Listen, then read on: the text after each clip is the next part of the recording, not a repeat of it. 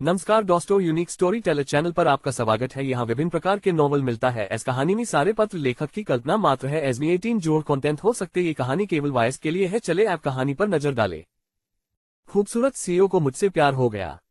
अध्याय 121 121,117,114 सत्य को विकृत करना। 121 अध्याय 117 अध्याय 114 सत्य को विकृत करना। 121 अध्याय 117 अध्याय 114 सत्य को विकृत करना। ये तथ्यों को विकृत नहीं कर रहा है। टोन टोन कभी कभी लोगों को अधिक अनुकूलनशील होने की जरूरत होती है। निर्देशक जेग ने हल्की मुस्कान के साथ कहा, इस घटना का बहुत बड़ा प्रभाव पड़ा है और इसके अलावा ये बच्चा पहली बार अपराधी नहीं है। पिछली बार उसके कारण कुछ लोग दुर्घटनावश मारे गए थे और उसका रिकॉर्ड अभी भी मेरे पास है। दोनों मामलों में एक साथ सजा सुनाना उचित है। खैर, एक तो मृत्युदंड है और दूसरा भी मृत्युदंड है। उसे पुलिस बल में कुछ योगदान करने दीजिए। नहीं डायरेक्टर जेग, आप ऐसा कैसे कर सकते हैं? मैं इसकी बिल्कुल भी अनुमति नहीं दूंगा, झांग यानटोग ने गुस्से से कहा। टोन टोन तुम्हें समझदार होना चाहिए। निर्देशक जेग ने झांग यानटोग को ठंडेपन से देखा और कहा, एक पुलिस अधिकारी होने के नाते तुम्हें अपने वरिष्ठों के आदेशों का बिना शर्त पालन करना चाहिए। मैं झांग यानटोग ने अपने दांत काटे और बाहर भागने के लिए मुड़ी। उन्होंने यह उम्मीद नहीं की थी कि निदेशक जेग पुलिस की छवि के लिए सामग्री में बदलाव करेंगे, जो कि नियमों का पूर्ण उल्लंघन था। झांग यानटोग ने तुरंत झांग काइगुओ को फोन किया, लेकिन उससे उसने ये शब्द सुने, टोंगतोग अंकल जेग के ऐसा करने के अपने कारण हैं। मैं चाहता था कि आप जियागुआई शहर में इन गहन सत्यों को समझे। कुछ चीजें उतनी सरल नहीं होती जितनी आप सोचते हैं, लेकिन उनमें कई लोगों का हित जुड़ा होता है। ये भाई भतीजावादी रिश्ते इतने उलझे और जटिल हैं कि उन्हें समझाना मुश्किल है। झांग यानटोग निराश और हताश महसूस कर रहा था। वह गलियारे में एक कुर्सी पर अकेली बैठी छत की ओर देख रही थी। वह प्राचीन छत एक खाली स्लेट थी। यदि जीवन पुनः शुरू हो सके तो कितना अच्छा होगा। वह ऐसे आधिकारिक परिवार में पलना बढ़ना नहीं चाहती थी और एक साधारण व्यक्ति बनकर रहना चाहती थी।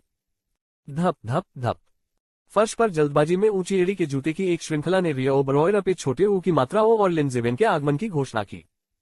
झांग यानटोग आश्चर्यचकित हो गए और जल्दी से उनका अभिवादन करने के लिए गए और बोले, श्रीमान ली, तुम क्यों आए हो? हमारे व्यापार प्रभाग के प्रमुख को आपने गिरफ्तार कर लिया है। वह एक बहुत ही महत्वपूर्ण विकास मामले को अपने हाथ में लेने वाले थे। मैं कैसे नहीं आ सकता था? रिया ओबरॉय पे छोटे ऊ की मात्राओं ने ठंडी आवाज में कहा। झांग यानटोग ने अपना सिर झुका लिया और अचानक उसे एहसास हुआ कि अर्जुन रायजादा का पीछा करके वह कितनी मूर्ख थी। अगर उसने उस समय अर्जुन रायजादा को जाने दिया होता तो शायद उसे इतनी परेशानियों का सामना नहीं करना पड़ता। हालांकि अतीत को दोहराया नहीं जा सकता था, न ही वह वापस जा सकती थी। झांग यानटोग केवल अपने दांत पीसते हुए आगे बढ़ सकी। श्रीमान ली, मुझे सचमुच खेद है, लेकिन अर्जुन रायजादा ने जानबूझकर हत्या का अपराध किया है, इसलिए वह फिलहाल काम नहीं कर पाएगा। जहां तक आपके द्वारा उल्लिखित मामले का प्रश्न है, मुझे डर है कि आपको किसी और को ढूंढना पड़ेगा। आप मजाक कर रहे होंगे। कई अरब डॉलर की परियोजना, क्या किसी को बदलना वाकई इतना आसान हो सकता है?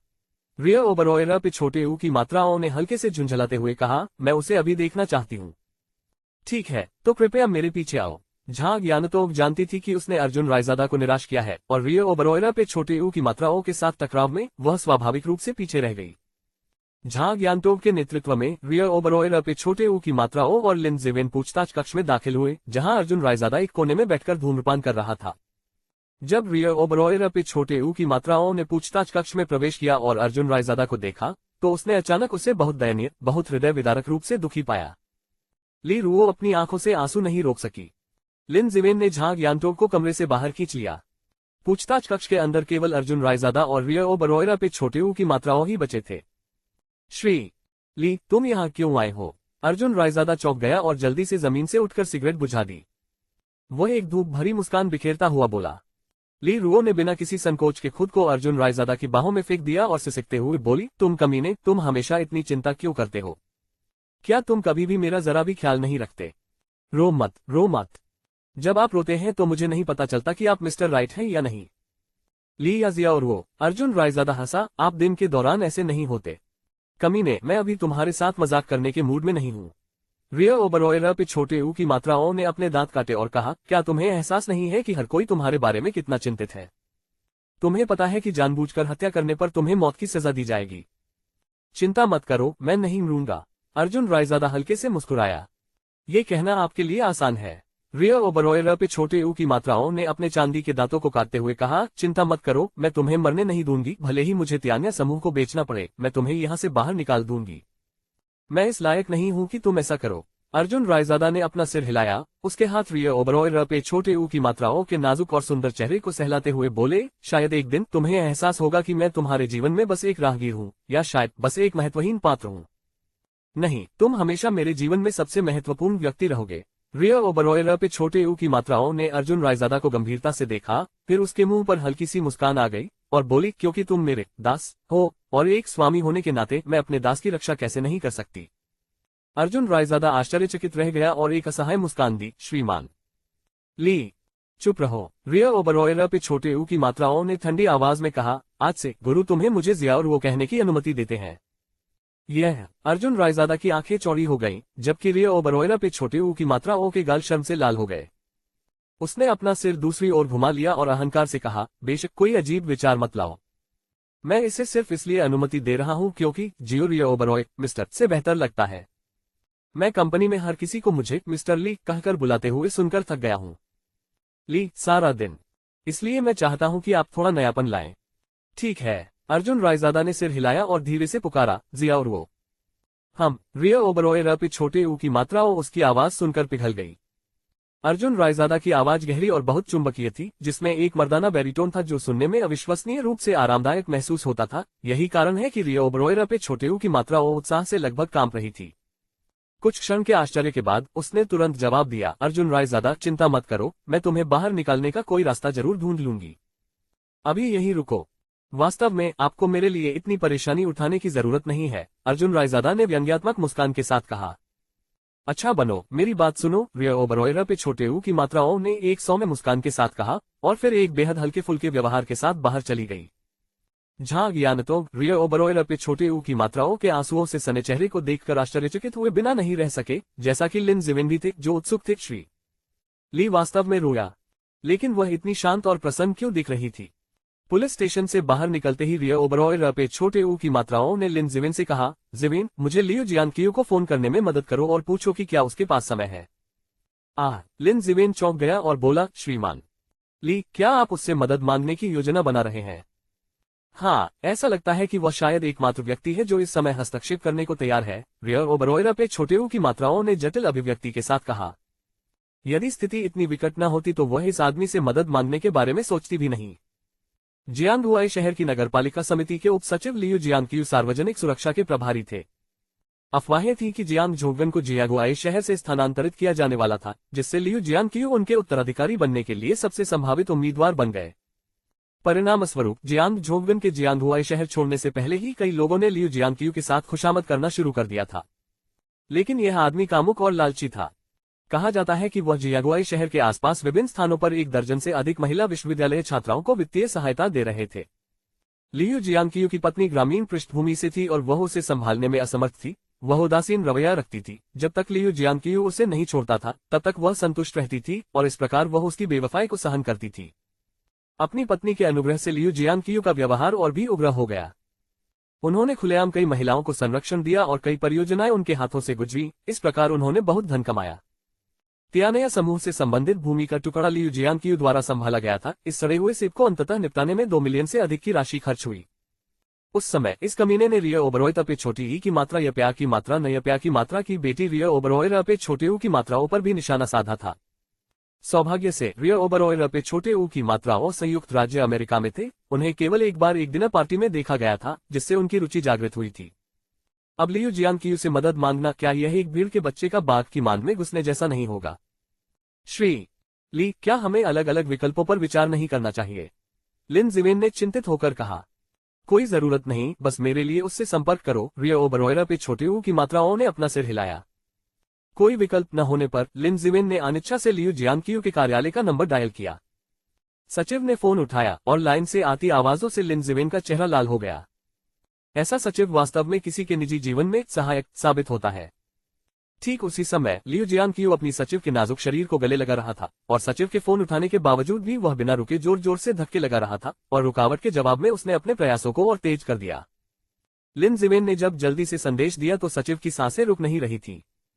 लियू जियांग को लिन जिवेन की बातों में कुछ समझ आ गया और वह बिना किसी हिचकिचाहट के तुरंत सहमत हो गया। अपने चरमोत्कर्ष की निर्णायक तलाश में उसने अपने भीतर की सारी दबी हुई वासना को बाहर निकाल दिया। सचिव ने अपनी उंगलियों से अपने बालों को घुमाते हुए लियू जियांग की लिंक को पकड़ लिया। हे, अब तुम ही मेरे पास आ रही हो। लियू जियांग की आंखों में एक कामुक मुस्कान थी जैसे ही उसने अपने कपड़े साफ किए और तुरंत नीचे की ओर चला गया। ग्रीन हवेली। लियू जियांग पहले ही कार्यक्रम स्थल पर पहुंच चुके थे और वेटरों ने उनका स्वागत किया। लियू जियांग सांसारिक समाज में एक अनुभवी व्यक्ति थे जिन्होंने 2 दशकों से अधिक समय तक आधिकारिक पद पर कार्य किया था। अब 43 वर्ष की आयु में जियांगुई शहर में नगरपालिका समिति के उप सचिव के पद पर आसीन होना वास्तव में उनके जीवन का एक बड़ा सौभाग्य था। इसलिए लियू जियांग जहां भी गए उन्होंने जीवंतता का दिखावा किया। विशेषकर अब जब जियांग झोंगविन के तबादले की अफवाह फैली और वह स्वयं जियांगहुआई शहर में शीर्ष अधिकारी बनने के लिए तैयार हो गए तो वह पहले से कहीं अधिक प्रसन्न थे। उप सचिव लियू, आपका स्वागत है, एक मुस्कुराते हुए परिचारक ने स्वागत किया।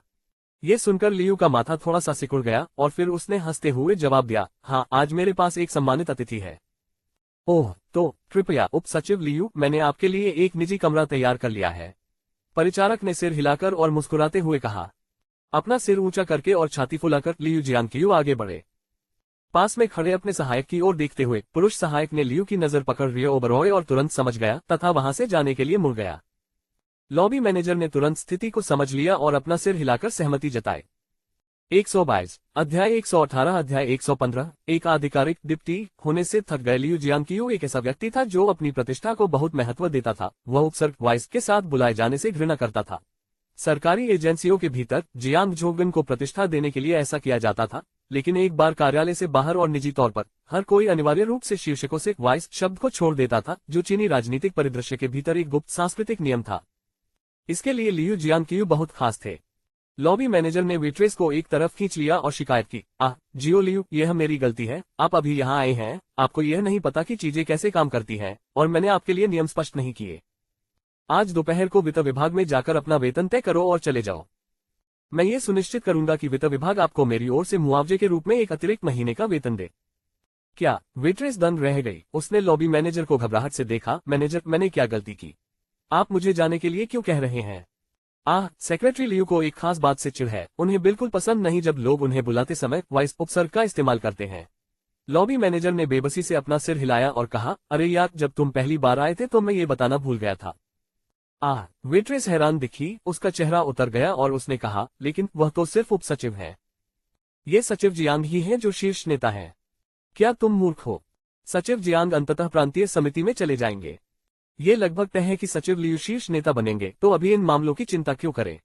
लॉबी मैनेजर ने हाथ हिलाते हुए झुंझलाते हुए कहा, चलो, मैं बाद में तुम्हारे लिए किसी दूसरे होटल का इंतजाम कर दूंगा। इसके अलावा आज रात मुझसे जिनशेंग होटल में मिलो, हमें अंतरंग हुए काफी समय हो गया है। ओह, वेट्रेस ने सिर हिलाया। उसकी आंखें शर्म से लाल थीं। लियू जियांग ने निजी कमरे में प्रवेश किया। सरकार द्वारा नामित होटल निश्चित रूप से अलग था। नियमों के अनुसार सरकार द्वारा नामित होटल 3 सितारा स्तर से अधिक नहीं हो सकते। फिर भी ग्रीन मैंशन ने 3 सितारा साइनेज का दावा किया, जबकि इसकी आंतरिक डिजाइन, उपकरण और होटल सुविधाओं की एक श्रृंखला लगभग 5 सितारा मानकों तक पहुंच गई।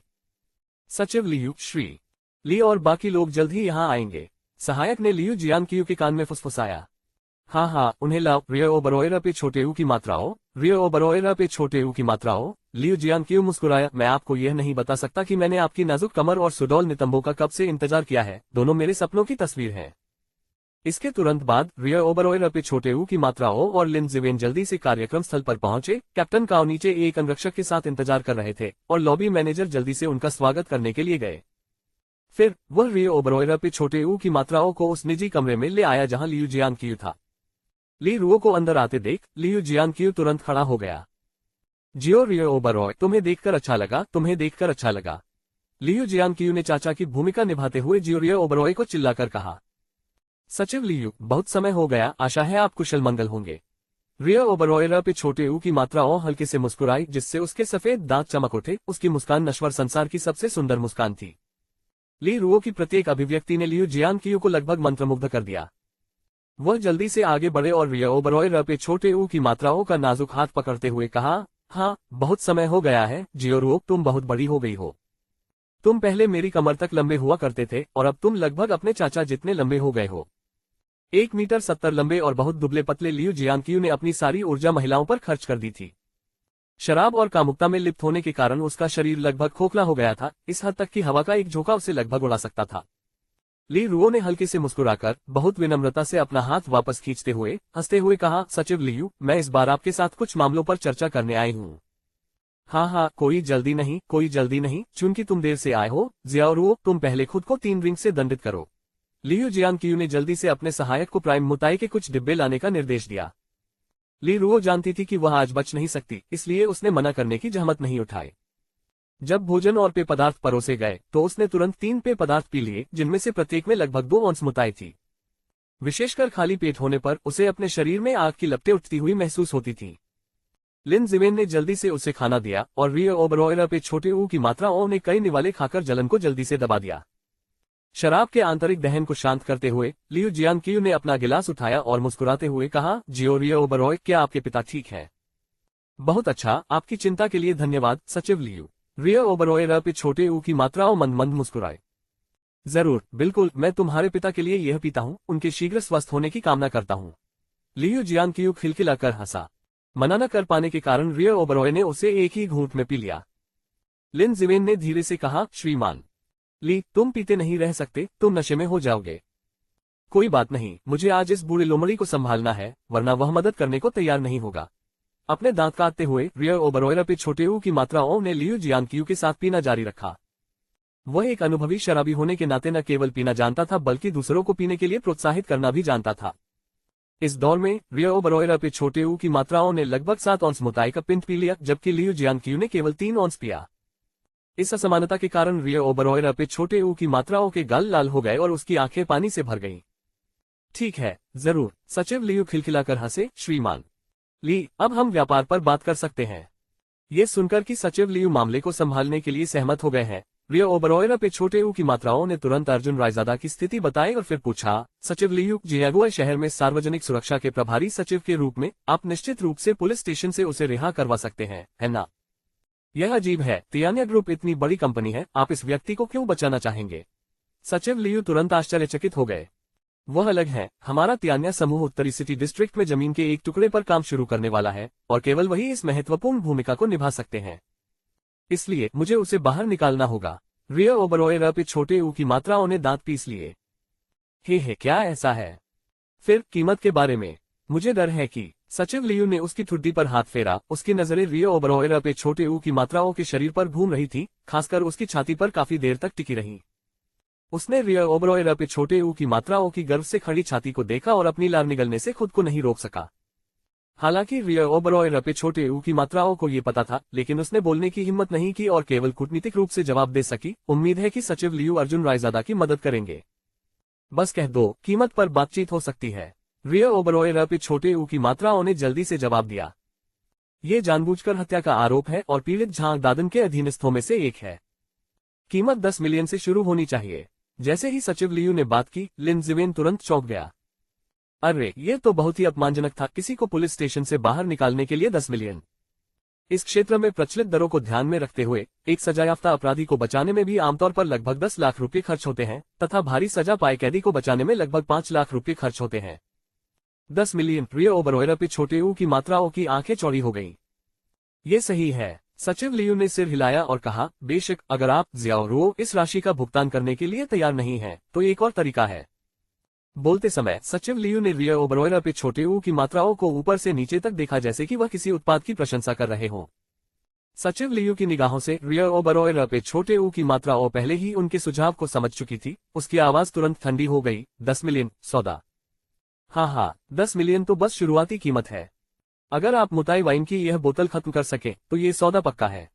सचिव लियू जोर से हंसे। मैं ये करूंगा। लिन जिवेन अचानक खड़ा हो गया। सचिव लियू की अत्यधिक बदमाशी को अब और बर्दाश्त नहीं कर सका। हालांकि लिन जिवेन केवल लिन जिवेन थी, वह रियो ओबरॉय पे छोटे ऊ की मात्राओं की जगह नहीं ले सकती थी। लगभग बिना किसी हिचकिचाहट के सचिव लियू ने उछलकर लिन जिवेन के चेहरे पर थप्पड़ मार दिया। उसने लिन जिवेन को ठंडेपन से देखा और उपहास किया, अरे, तुम कौन हो? क्या आपको लगता है कि आप जियाओ रुओ की जगह ले सकते हैं? दफा हो जाओ, कुतिया। तुम। सचिव लियू द्वारा थप्पड़ मारे जाने के बाद लिन जिवेन ने तुरंत अपना चेहरा ढक लिया। उसकी आंखों से लगातार आंसू बह रहे थे। उसके बगल में रिया ओबरॉय पे छोटे ऊ की मात्राओं बेहद शर्मिंदा होकर धीरे से खड़ी हुई और मुताई वाइन की बोतल पकड़ रिया ओबरॉय जो पहले से ही खुली हुई थी। ली रुओ ने ठंडे स्वर में कहा, मैं पीऊंगा। इसके साथ ही वह तेजी से घूटने लगी।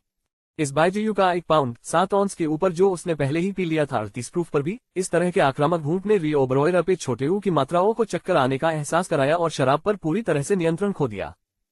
उसने मुताई का पूरा पाउंड पी लिया, एक भी बूंद नहीं छोड़ी। ली रुओ ने खाली बोतल मेज पर फेंक दी, सचिव लियू की असंख्य परछाइयों को देखा और कहा, मैंने समाप्त कर दिया है। मुझे उम्मीद है कि सचिव लियू अपना वादा निभाएंगे। उसके बोलने के बाद रिया ओबरॉय पे छोटे ऊ की मात्राओं तुरंत बाहर की ओर चल पड़ी। हालांकि 2 कदम चलने के बाद ही वह एक कुर्सी से टकरा गई। लिन जिवेन जल्दी से रिया ओबरॉय पे छोटे ऊ की मात्राओं का समर्थन करने के लिए दौड़ा।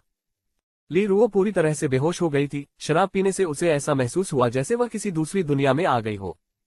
कैप्टन काओ, जल्दी से मदद के लिए आओ। लिन जिवेन उन्मत्त होकर चिल्लाया।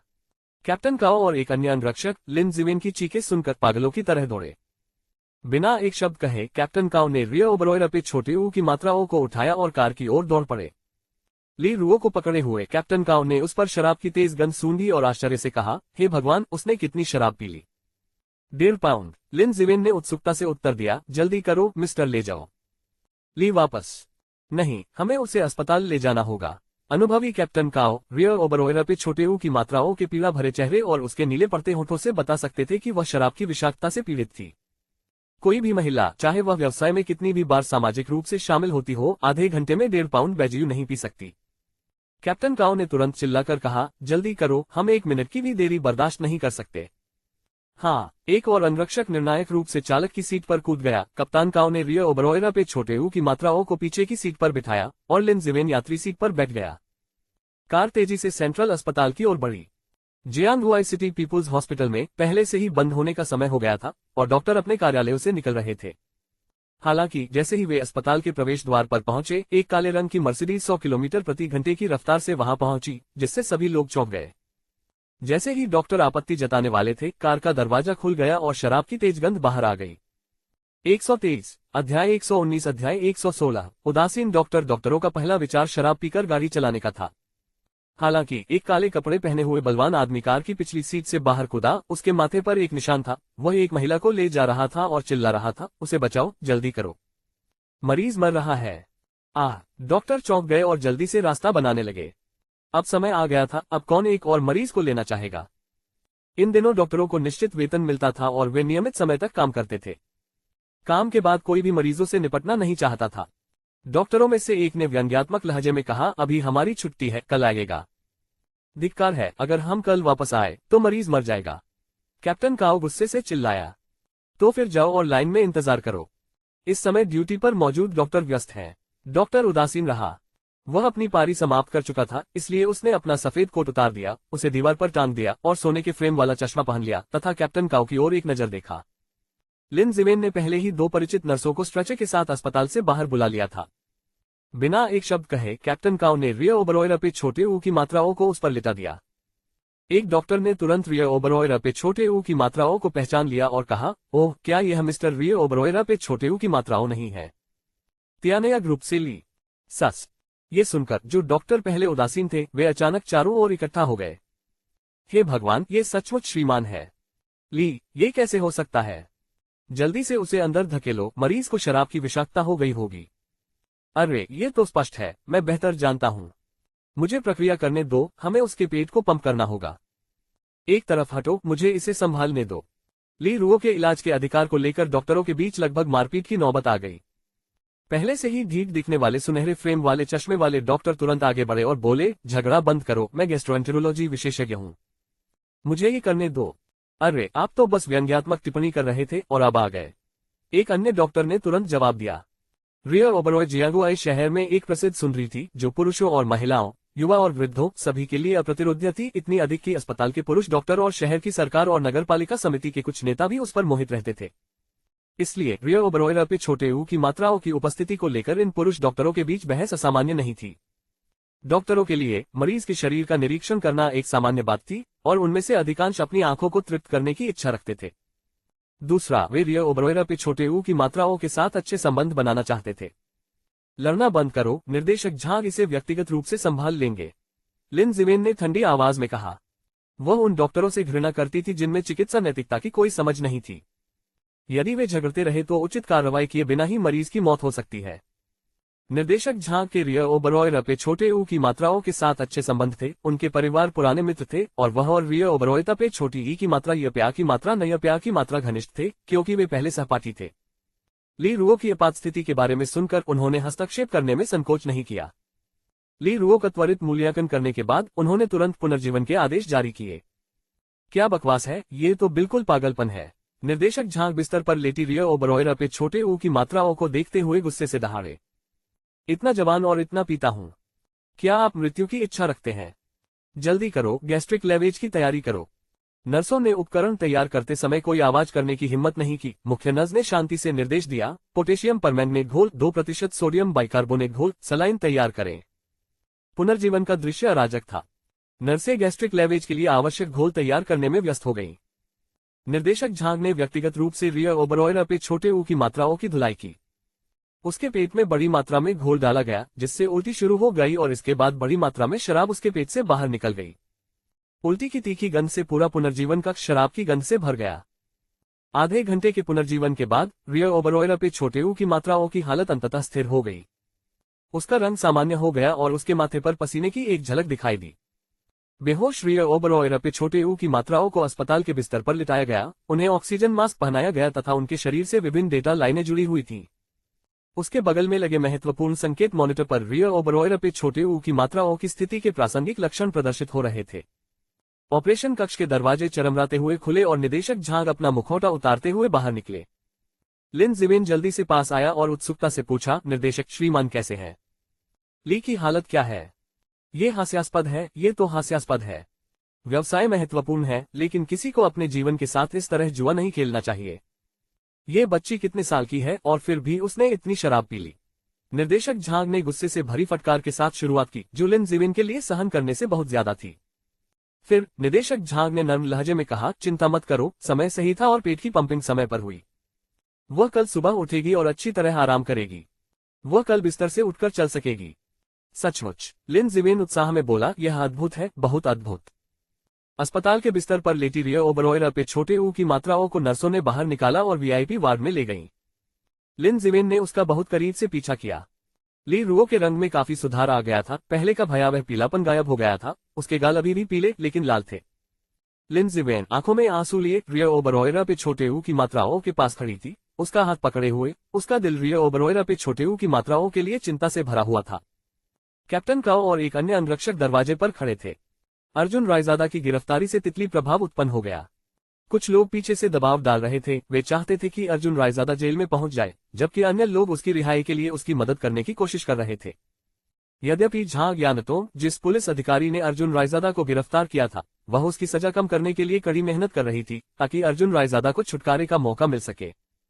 उसने अर्जुन रायजादा के लिए स्वैच्छिक आत्मसमर्पण की याचिका की व्यवस्था करने की कोशिश की, लेकिन उसके प्रयासों को उसके ऊपर के लोगों द्वारा लगातार अवरुद्ध किया गया और यहाँ तक कि उसके अपने पिता ने भी उसकी याचिका को अस्वीकार कर दिया था। अरे, मुझे क्या करना चाहिए? झा ज्ञानतोग अपने कार्यालय में बैठी थी, तभी फोनकिन निराश होकर अंदर आया। उसने झा ज्ञानतोग की ओर देखा और कहा, कैप्टन झा, सिटी कमेटी भी हस्तक्षेप करने से इनकार करती है। जियांग जोगन इसमें शामिल नहीं होगा क्योंकि उसका राजधानी में तबादला होने वाला है। यदि वह अब हस्तक्षेप करते हैं तो गलत ध्यान आकर्षित होने से प्रतिकूल परिणाम हो सकते हैं। हाय, झा ज्ञानतोग ने गहरी सांस ली। कैप्टन झा, मुझे समझ नहीं आ रहा कि हम अर्जुन रायजादा को नया जीवन शुरू करने का मौका क्यों नहीं दे सकते। फोनकिन दरवाजे पर खड़ा था, बाहर का आसमान पहले से ही अंधेरा था। उसने अर्जुन रायजादा के लिए कई स्थानों की यात्रा की थी, लेकिन अंततः उसे केवल अस्वीकृति ही मिली। इस प्रकार फोनकिन निराश और दुखी हो गया। बेशक उसकी भावनाएं अर्जुन रायजादा के साथ पहली नजर में प्यार हो जाने की नहीं थी, बल्कि पुलिस बल के कुछ पहलुओं से निराशा की थी। कार्यालय के दरवाजे के सहारे टिकी हुई बाहर की हवा उसके बालों के बीच से बह रही थी, जिससे बाल थोड़े ऊपर उठ रहे थे। इस युवा लड़की के पास अभी भी एक दयालु हृदय था। जैसा कि उसने झा ज्ञानतोग से कहा, अर्जुन रायजादा ने एक बार साउथ गेट में हमारे प्रयासों में योगदान दिया था और फिर भी ऊपर के लोगों द्वारा उसे गलत तरीके से दोषी ठहराया गया। उन्होंने बिना कोई शिकायत किए अपनी गलती स्वीकार कर ली। बाद में उसने झांग दादन को मारकर पुलिस के लिए महत्वपूर्ण योग्यता अर्जित की, लेकिन हमने उसे क्या दिया? श्री सिंह ने कहा कि सभी सम्मान पुलिस द्वारा प्राप्त किए गए। जेग जियागुआई शहर के संरक्षक बन गए और आपको जेड प्रांत के शीर्ष 10 उत्कृष्ट पुलिस अधिकारियों में से एक से सम्मानित किया गया। अर्जुन रायजादा के बारे में क्या? इस बिंदु पर फॉन्टकिन फूट फूट कर रोने लगा। ये लड़की एक समय इस आशा से भरी हुई थी कि वह सार्वजनिक सुरक्षा अधिकारियों के बीच रहकर अपना बदला ले सकेगी, फिर भी सब कुछ उसकी कल्पना से बिल्कुल अलग लग रहा था। जहां ज्ञानतोग ने अर्जुन रायजादा के साथ बिताए विभिन्न दृश्यों को याद किया, वह वास्तव में एक असाधारण व्यक्ति थे, परिपक्व, विनोदी और जीवन के उतार चढ़ाव को अनुभव करने वाले हृदय वाले। उसे सम्मान या धन की नहीं, बल्कि अपने आसपास के लोगों की सुरक्षा की चिंता थी। ली रुओ के लिए उन्होंने बार बार खुद को दुश्मन की बंदूकों के सामने उजागर किया। अपने भाई के लिए उन्होंने झांग दादन के क्षेत्र में अकेले जाने में संकोच नहीं किया और फैंग जीक्सियाओ का अपमान करने वाले व्यक्ति का सिर काट दिया। यहाँ तक कि उन्होंने वांग मोमो के लिए लियू जुनिवान का सामना किया और शहरी प्रबंधन अधिकारियों की पिटाई की। ऐसा आदमी सचमुच असाधारण था। जहां ज्ञानतोग के विचार बिखरे हुए थे, उसकी दृष्टि धुंधली हो गई थी और अनजाने में वह भी अर्जुन रायजादा द्वारा किए गए सभी कार्यों से प्रभावित हो गई थी। उनके कार्य किसी सामान्य मनुष्य के कार्य नहीं थे, बल्कि वे एक नायक के कार्य थे। मैं भी उसे बचाना चाहती हूँ। जहां ज्ञानतोग ने अपना सिर उठाया, उसकी आंखें भावनाओं से भरी हुई थीं। कैप्टन झांग, आप फॉन्टकिन चौंक गया। ये कुछ भी नहीं है, जहां ज्ञानतोग ने हल्की मुस्कान के साथ जवाब दिया। शायद हम बहुत भूले रहे हैं। कुछ चीजें सिर्फ इसलिए नहीं बदली जा सकती क्योंकि हम ऐसा चाहते हैं। तो फिर हम क्या करें? फॉन्टकिन ने उत्सुकता से जहां ज्ञानतोग की ओर देखा। हालांकि हम दीर्घकालिक परिवर्तन करने में सक्षम नहीं हो सकते हैं, हम वर्तमान स्थिति को बदल सकते हैं। जहां ज्ञानतोग के चेहरे पर अचानक एक ठंडी मुस्कान उभर आई। उस क्षण उसके दिल में उसे पता था कि उसे क्या करना है। कैप्टन झा, क्या आप सोच रहे हैं? फॉन्टकिन ने आश्चर्य से जहां ज्ञानतोग को देखा। उसकी डरावनी मुस्कान से उसे कुछ भयावहता का आभास हुआ। जहां ज्ञानतोग ने फॉन्टकिन की ओर देखा और कहा, फॉन्टकिन, वापस जाओ। कुछ चीजें ऐसी हैं जिनमें शामिल होना आपके लिए उचित नहीं है। 124 अध्याय 120 अध्याय 117 ब्याज विवाद। ये कहकर जहां ज्ञानतोग ने तुरंत अपना सामान पैक करना शुरू कर दिया और जाने की तैयारी करने लगी। फॉन्टकिन ने जहां ज्ञानतोग को चुपचाप अपना सामान पैक करते हुए देखा। वह पुलिस स्टेशन से बाहर निकलते समय खुद को असहाय महसूस कर रही थी। अपना सामान पैक करने के बाद जहां ज्ञानतोग ने अपना पर्स डेस्क पर रखा और फिर चाबियों का एक गुच्छा लेकर पूछताछ कक्ष की ओर चल पड़ी। अर्जुन रायजादा, जिन पर औपचारिक रूप से आरोप नहीं लगाया गया था, को फिलहाल पूछताछ कक्ष में ही रखा जा सकता है। पूछताछ कक्ष के अंदर अर्जुन रायजादा एक कोने में बैठा था। उसके हाथ में सिगरेट कभी खत्म नहीं हो रही थी। उसने कमरे में मौजूद एकमात्र खिड़की की ओर देखा, जो बहुत छोटी थी और स्टील की कुछ छड़ों से मजबूत की गई थी।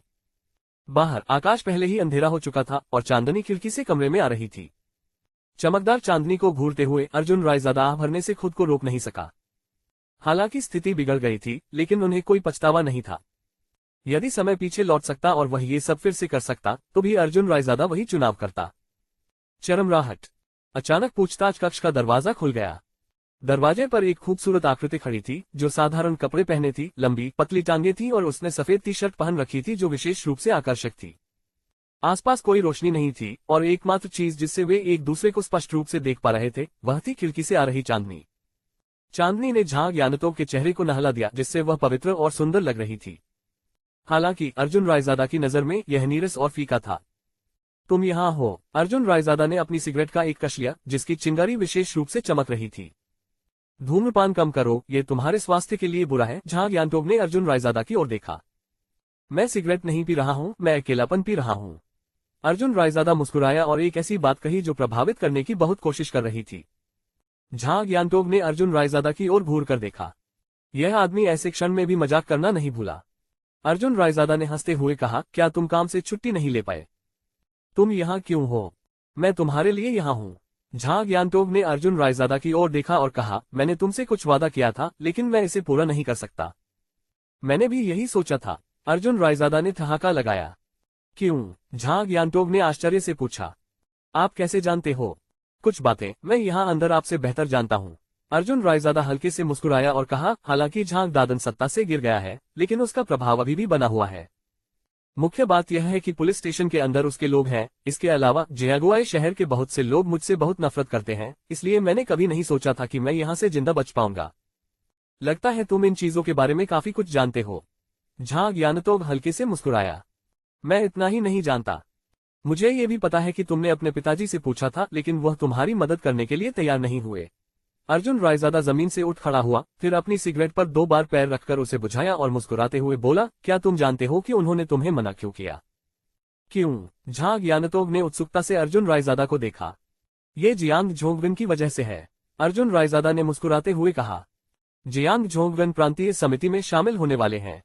उस समय वह झांग काइगुओ के साथ सहकर्मी बन सकते हैं। यद्यपि वे ठीक ठाक रहते हैं, लेकिन जब हितों को लेकर विवाद की बात आती है तो चीजें खराब हो सकती हैं, इसलिए झांग काइगुओ इस महत्वपूर्ण क्षण में जियांगुआई शहर के मामलों में शामिल नहीं होना चाहता है। अगर झांग काइगुओ इसमें शामिल हो जाते हैं तो ऐसा होगा कि वह जियांग झोंगविन के बारे में बिल्कुल भी नहीं सोचते हैं। लेकिन क्या आप जियांग झोंगविन के बारे में जानते हैं? वह भी इसमें शामिल होने को तैयार नहीं है। झांग यानतोग हंसा। ये पूरी तरह से सही है। अर्जुन रायजादा हंसा और बोला, क्योंकि जियांग झोंगविन भी जाने वाला है।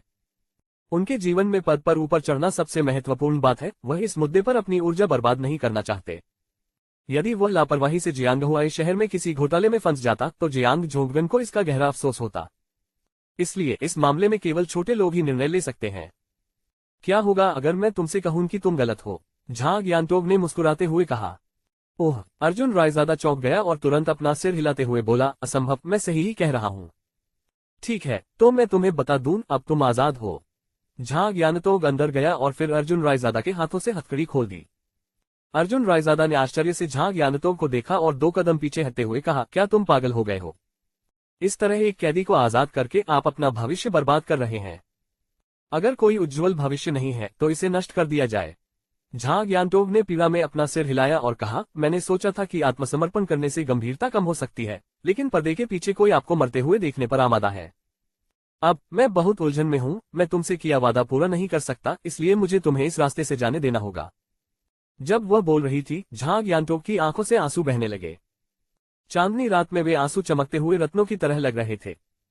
अर्जुन रायजादा ने असहाय होकर अपना सिर हिलाया, पास आया और झांग यानतोग को अपनी बाहों में लेते हुए कहा, जब तक तुमने कोशिश की है मैं तुम्हें दोष नहीं दूंगा।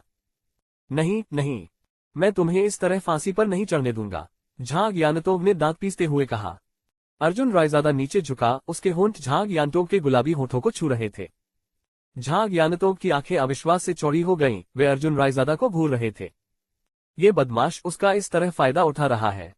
जिस समय झांग यानतोग स्तब्ध थी, उसी समय अर्जुन रायजादा की जीभ ने अपने दांत खोल लिए और जल्दी से झांग यानतोग की जीभ से लिपट गई। एक हल्की सी सुगंध मानो मीठे शहद में लिपटी हुई थी। अर्जुन रायजादा ने झांग यानतोग की कोमल जीभ को ऐसे चूसा जैसे मीठी कैंडी का आनंद ले रही हो। मम! झांग यानतोग तुरंत अपने होश में आए और जल्दी से संघर्ष किया, लेकिन उसने पाया कि वह अर्जुन रायजादा की बाहों से मुक्त नहीं हो सकती। अर्जुन रायजादा की भुजाएं बहुत मजबूत थीं, मानो 2 लोहे की छड़ें उसे जकड़ रही हो। एक कहावत है, जीवन बलात्कार की तरह है, इससे दर्दनाक तरीके से लड़ने के बजाय आराम करना और इसका आनंद लेना बेहतर है। एक पल के लिए संघर्ष करने के बाद झांग यानतोग ने अंततः अपनी बाहें अर्जुन रायजादा की कमर के चारों ओर लपेट दी और दोनों ने जोश से चुंबन किया। झांग यानतोग का चुंबन बहुत अनुभवहीन था, वह बढ़त लेने की कोशिश कर रहा था, फिर भी संयमित था। अर्जुन रायजादा एक विश्वासघाती व्यक्ति था, जिसने अभी अभी झांग यानतोग की सुरक्षा को भेदा था और अपने बाएं हाथ से उसकी टी शर्ट के ऊपर से उसके गर्वित और भरे हुए शरीर को पकड़ लिया था। झांग यानतोग की आंखें तुरंत चौड़ी हो गईं जब वह पीछे हटी। उसने जल्दी से अपना सिर हिलाते हुए कहा, नहीं नहीं, ऐसा मत करो, हम ऐसा नहीं कर सकते। हे, अर्जुन रायजादा मुस्कुराया और बोला, कैप्टन झांग, आप बहुत शर्मीले हैं, है ना? बेवकूफ! झांग यानतोग ने अपने लाल होठों को काट लिया, उसका चेहरा गहरा लाल हो गया और उसकी आंखों में गुस्सा भड़क उठा जब उसने अर्जुन रायजादा को घूरा। अभी चले जाओ, वरना तुम्हें फिर मौका नहीं मिलेगा। जटिल संबंधों के कारण बहुत से लोग आपको मरते हुए देखना चाहते हैं। अगर तुम अभी नहीं गए तो तुम्हें जीने का मौका नहीं मिलेगा। बिल्कुल नहीं, अर्जुन रायजादा ने अपना सिर हिलाया और कहा, अगर यह पहले होता तो मैं बिना किसी हिचकिचाहट के यहाँ से चला जाता। मानो ये स्थान मुझे रोक सके, ये तो असंभव है। लेकिन अब मैं नहीं जा सकता।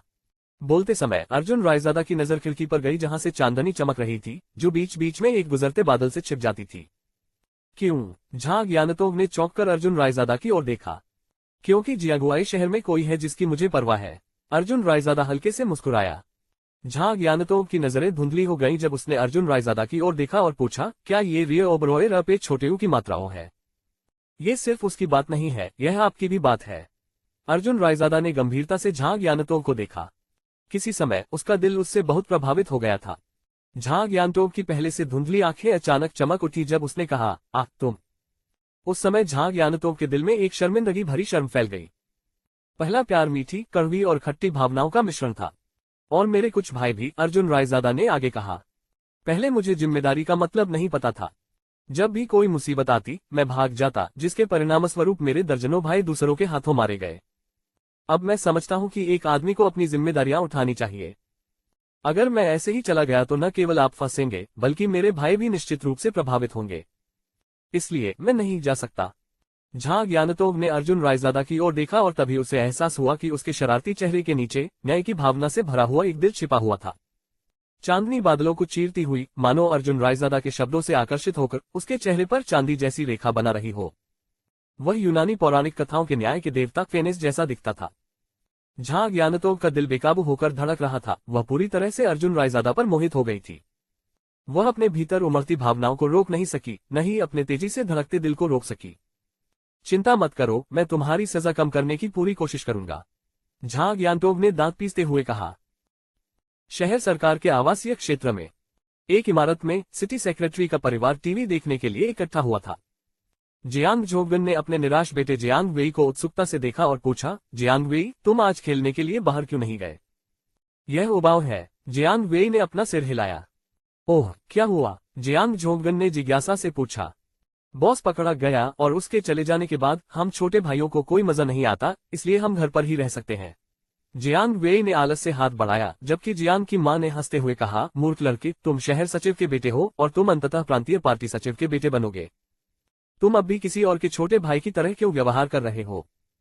बकवास बंद करो, सावधान रहो, दीवारों के भी कान होते हैं। जियांग जोगन ने जियांग की मां को घूरा और फिर इत्मीनान से पूछा, तुम्हारा बॉस कौन है? अर्जुन रायजादा, वही जिसकी तुमने मदद करने से इनकार कर दिया था। जियांग वेई ने उसकी ओर देखा और कहा, ठीक है, मैं सोने जा रहा हूं।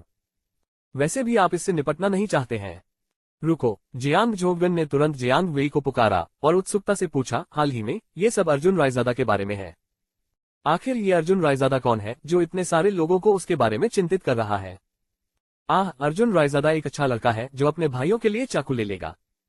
वैसे भी आप इन चीजों को नहीं समझेंगे, जियांग वेई ने हंसते हुए कहा, क्योंकि यह उस मुसीबत से दूर रहकर जीवित रहने के दर्शन के बिल्कुल विपरीत है जिसका आप हर दिन प्रचार करते हैं।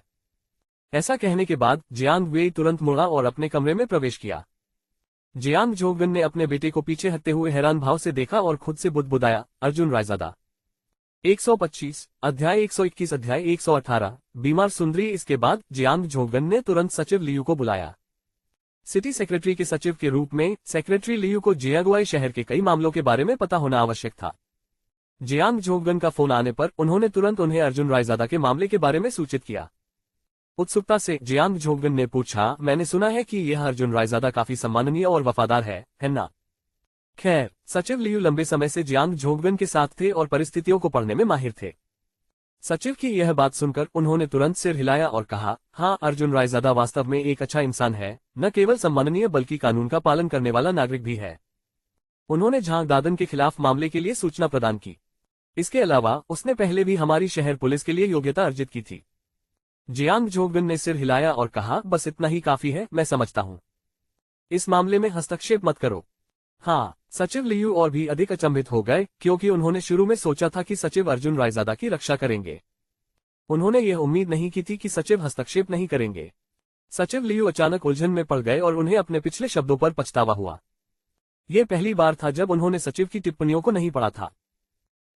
अगली सुबह रियो ओबरॉय पे छोटे ऊ की मात्रा और धीरे धीरे जाग गई और जब उसने अपनी आंखें खोली तो उसे लगा कि उसका सिर फटने वाला है, एक ऐसा दर्द जो ज्यादातर लोगों के लिए असहनीय है। उसने अपनी आंखें खोली तो पाया कि वह एक सफेद दुनिया में है, एक अस्पताल में। उसने तुरंत लिन जिवेन को पास में आराम करते हुए देखा। जिवेन, मैं अस्पताल कैसे पहुंच गई? रियो ओबरॉय पे छोटे ऊ की मात्राओं ने अपना सिर रगड़ते हुए पूछा। उसके बिखरे बाल उसके रूप में एक बीमार सी सुंदरता जोड़ रहे थे। ओह श्रीमान ली, तुम जाग रहे हो, लिन जिवेन ने रोमांचित होकर कहा। तुमने कल बहुत ज्यादा पी रियो ओबरॉय थी, तुम्हें अल्कोहल पॉइजनिंग हो गई थी, इसलिए हम तुम्हें जल्दी से यहाँ ले आए। तो यही हुआ। रियो ओबरॉय ने सिर हिलाया और अचानक आग्रह किया, लियू जियांग को तुरंत बुलाओ, उसे अपना वादा पूरा करने के लिए कहो। ठीक है, लिन जिवेन ने सिर हिलाया। फोन पर बातचीत के बाद लिन जिवेन ने रियो ओबरॉय पे छोटे ऊ की मात्राओं से कहा। उप सचिव लियू ने कहा कि वह इस सप्ताह एक व्यावसायिक यात्रा पर हैं। उन्होंने कहा कि वे अपने कर्मचारियों को इस मामले को संभालने के लिए याद दिलाएंगे। कमीने, वह बूढ़ी लोमड़ी स्पष्ट रूप से इसमें शामिल नहीं होना चाहती। रियो ओबरॉय पे छोटे ऊ की मात्राओं ने अपने दांत पीस लिए। ली रुओ सहित लियू जियांगक्यू वास्तव में इसमें शामिल नहीं होना चाहते थे। उस दिन सुबह सुबह श्री होंगहाई बिल्डिंग मटेरियल्स कंपनी के यान ने लियू जियांगक्यू को बुलाया था। यद्यपि यह प्रत्यक्ष था, लियू जियांगक्यू, जो स्वयं एक चालाक व्यक्ति था, ने श्रीमान की इस बात की व्याख्या कर दी। यान का संदेश वह मूलतः उनसे श्रीमान यान को यह दिखाने के लिए कह रहा था कि वह श्रीमान यान को यह संदेश दे रहे हैं। यान ने अर्जुन रायजादा के मामले में हस्तक्षेप न करके उस पर एहसान किया। यदि लियू जियांगक्यू इससे दूर रहे तो बाद में उन्हें सराहना के प्रतीक के रूप में 10 लाख रुपये मिलेंगे। रियो ओबरॉय द्वारा दिए गए 10 मिलियन के वादे की तुलना में 1 मिलियन की राशि मिलने से लियू जियांगक्यू को श्री रियो ओबरॉय पर भरोसा करने में अधिक सहजता महसूस हुई। यान का मिलियन। इसके अलावा एक बार जियांग झोंगगन चले गए तो उन्हें श्री झोंगगन के साथ गठबंधन करने का विकल्प चुनना होगा। यान। यदि उसने श्रीमान को नाराज किया है तो इस बार यान को सत्ता से बेदखल करने के बाद वह भविष्य में अंडरवर्ल्ड और जियांगुआई शहर के वैध उद्यमों दोनों को नियंत्रित करने में सक्षम नहीं हो सकेगा। इसलिए लियू जियांगक्यू ने व्यापारिक यात्रा का बहाना बनाया था। श्री ली, क्या हमें क्या करना चाहिए? लिन जिवेन ने उत्सुकता से पूछा। कोई और तरीका सोचो। रियो ओबरॉय पे छोटे ऊ की मात्राओं ने अपने दांत काटे, बिस्तर के किनारे से उठी और पाया कि उसके पैर कांप रहे हैं। लिन जिवेन ने जल्दी से उसका समर्थन किया। अप्रत्याशित रूप से अंत में चीजें बहुत जटिल हो गईं। रियो ओबरॉय को यह समझ में नहीं आ रहा था कि 10 मिलियन का प्रलोभन मिलने के बावजूद लियू जियांगक्यू ने इससे बाहर निकलने का फैसला क्यों किया। यह उसके स्वभाव के बिल्कुल विपरीत था। होंगहाई बिल्डिंग मटीरियल बिल्डिंग। सबसे ऊपरी मंजिल पर श्री यान अपने कार्यालय में सोफे पर लेटा हुआ था। उसके सामने 3 अधीनस्थ खड़े थे। दुबले पतले श्री यान, जो अपने शरीर पर व्यस्त 2 खूबसूरत नग्न महिलाओं से घिरा हुआ था, ने ठंडी सांस रियो ओबरॉय और कांप उठा। एक लड़की ने उसे लगभग चूस लिया। श्री यान ने नियंत्रण बनाए रखने के लिए संघर्ष किया तथा कोशिश की कि वह जल्दी हार न जाए। स्थिति कैसी है? श्रीमान ने पूछा। यान ने ठंडी सांस रियो ओबरॉय और पूछते हुए कांप उठा। उसके अधीनस्थों ने तुरंत उत्तर दिया। श्री यान, सब कुछ तय हो गया है। हमारा मानना है कि जियांगुआई शहर में कोई भी अर्जुन रायजादा के लिए आगे नहीं आएगा। बहुत बढ़िया, यान बुआ ने मुस्कुराते हुए कहा। एक बार अर्जुन रायजादा जेल में हो जाए तो किसी को बुलाकर उसे अच्छी तरह से पीटना, फिर उसे बाहर निकालने की बारी हमारी होगी। तब तक तो क्या वह मेरा आभारी नहीं होगा? श्री यान बुद्धिमान है, सभी छोटे भाइयों ने आदरपूर्वक कहा। हाँ हाँ, यान बुआ दिल खोलकर हंसा और 2 सेक्सी और आकर्षक महिलाओं ने और भी कड़ी मेहनत की। यान बुआ ने जल्दी से अपना कवच उतार दिया। किसी की मदद के बिना, बल्कि दूसरों द्वारा गुप्त रूप से आग को हवा देने के कारण अर्जुन रायजादा का मुकदमा, जो मूल रूप से 1 सप्ताह बाद निर्धारित किया गया था, अप्रत्याशित रूप से 3 दिन आगे बढ़ा दिया गया। उनकी गिरफ्तारी के चौथे दिन अदालत कक्ष लोगों से खचाखच भरा हुआ था। झांग दादन के छोटे भाइयों ने 50 या 60 लोगों की भीड़ इकट्ठा की, बैनर और नारे लेकर हत्यारे को कड़ी सजा देने की मांग की। यान बुआ ने भी बड़ी संख्या में छोटे भाइयों को भेजा, जो इसी तरह बैनर और झंडे प्रदर्शित कर रहे थे। इससे अदालत पर कड़ी सजा देने का दबाव बढ़ रहा था।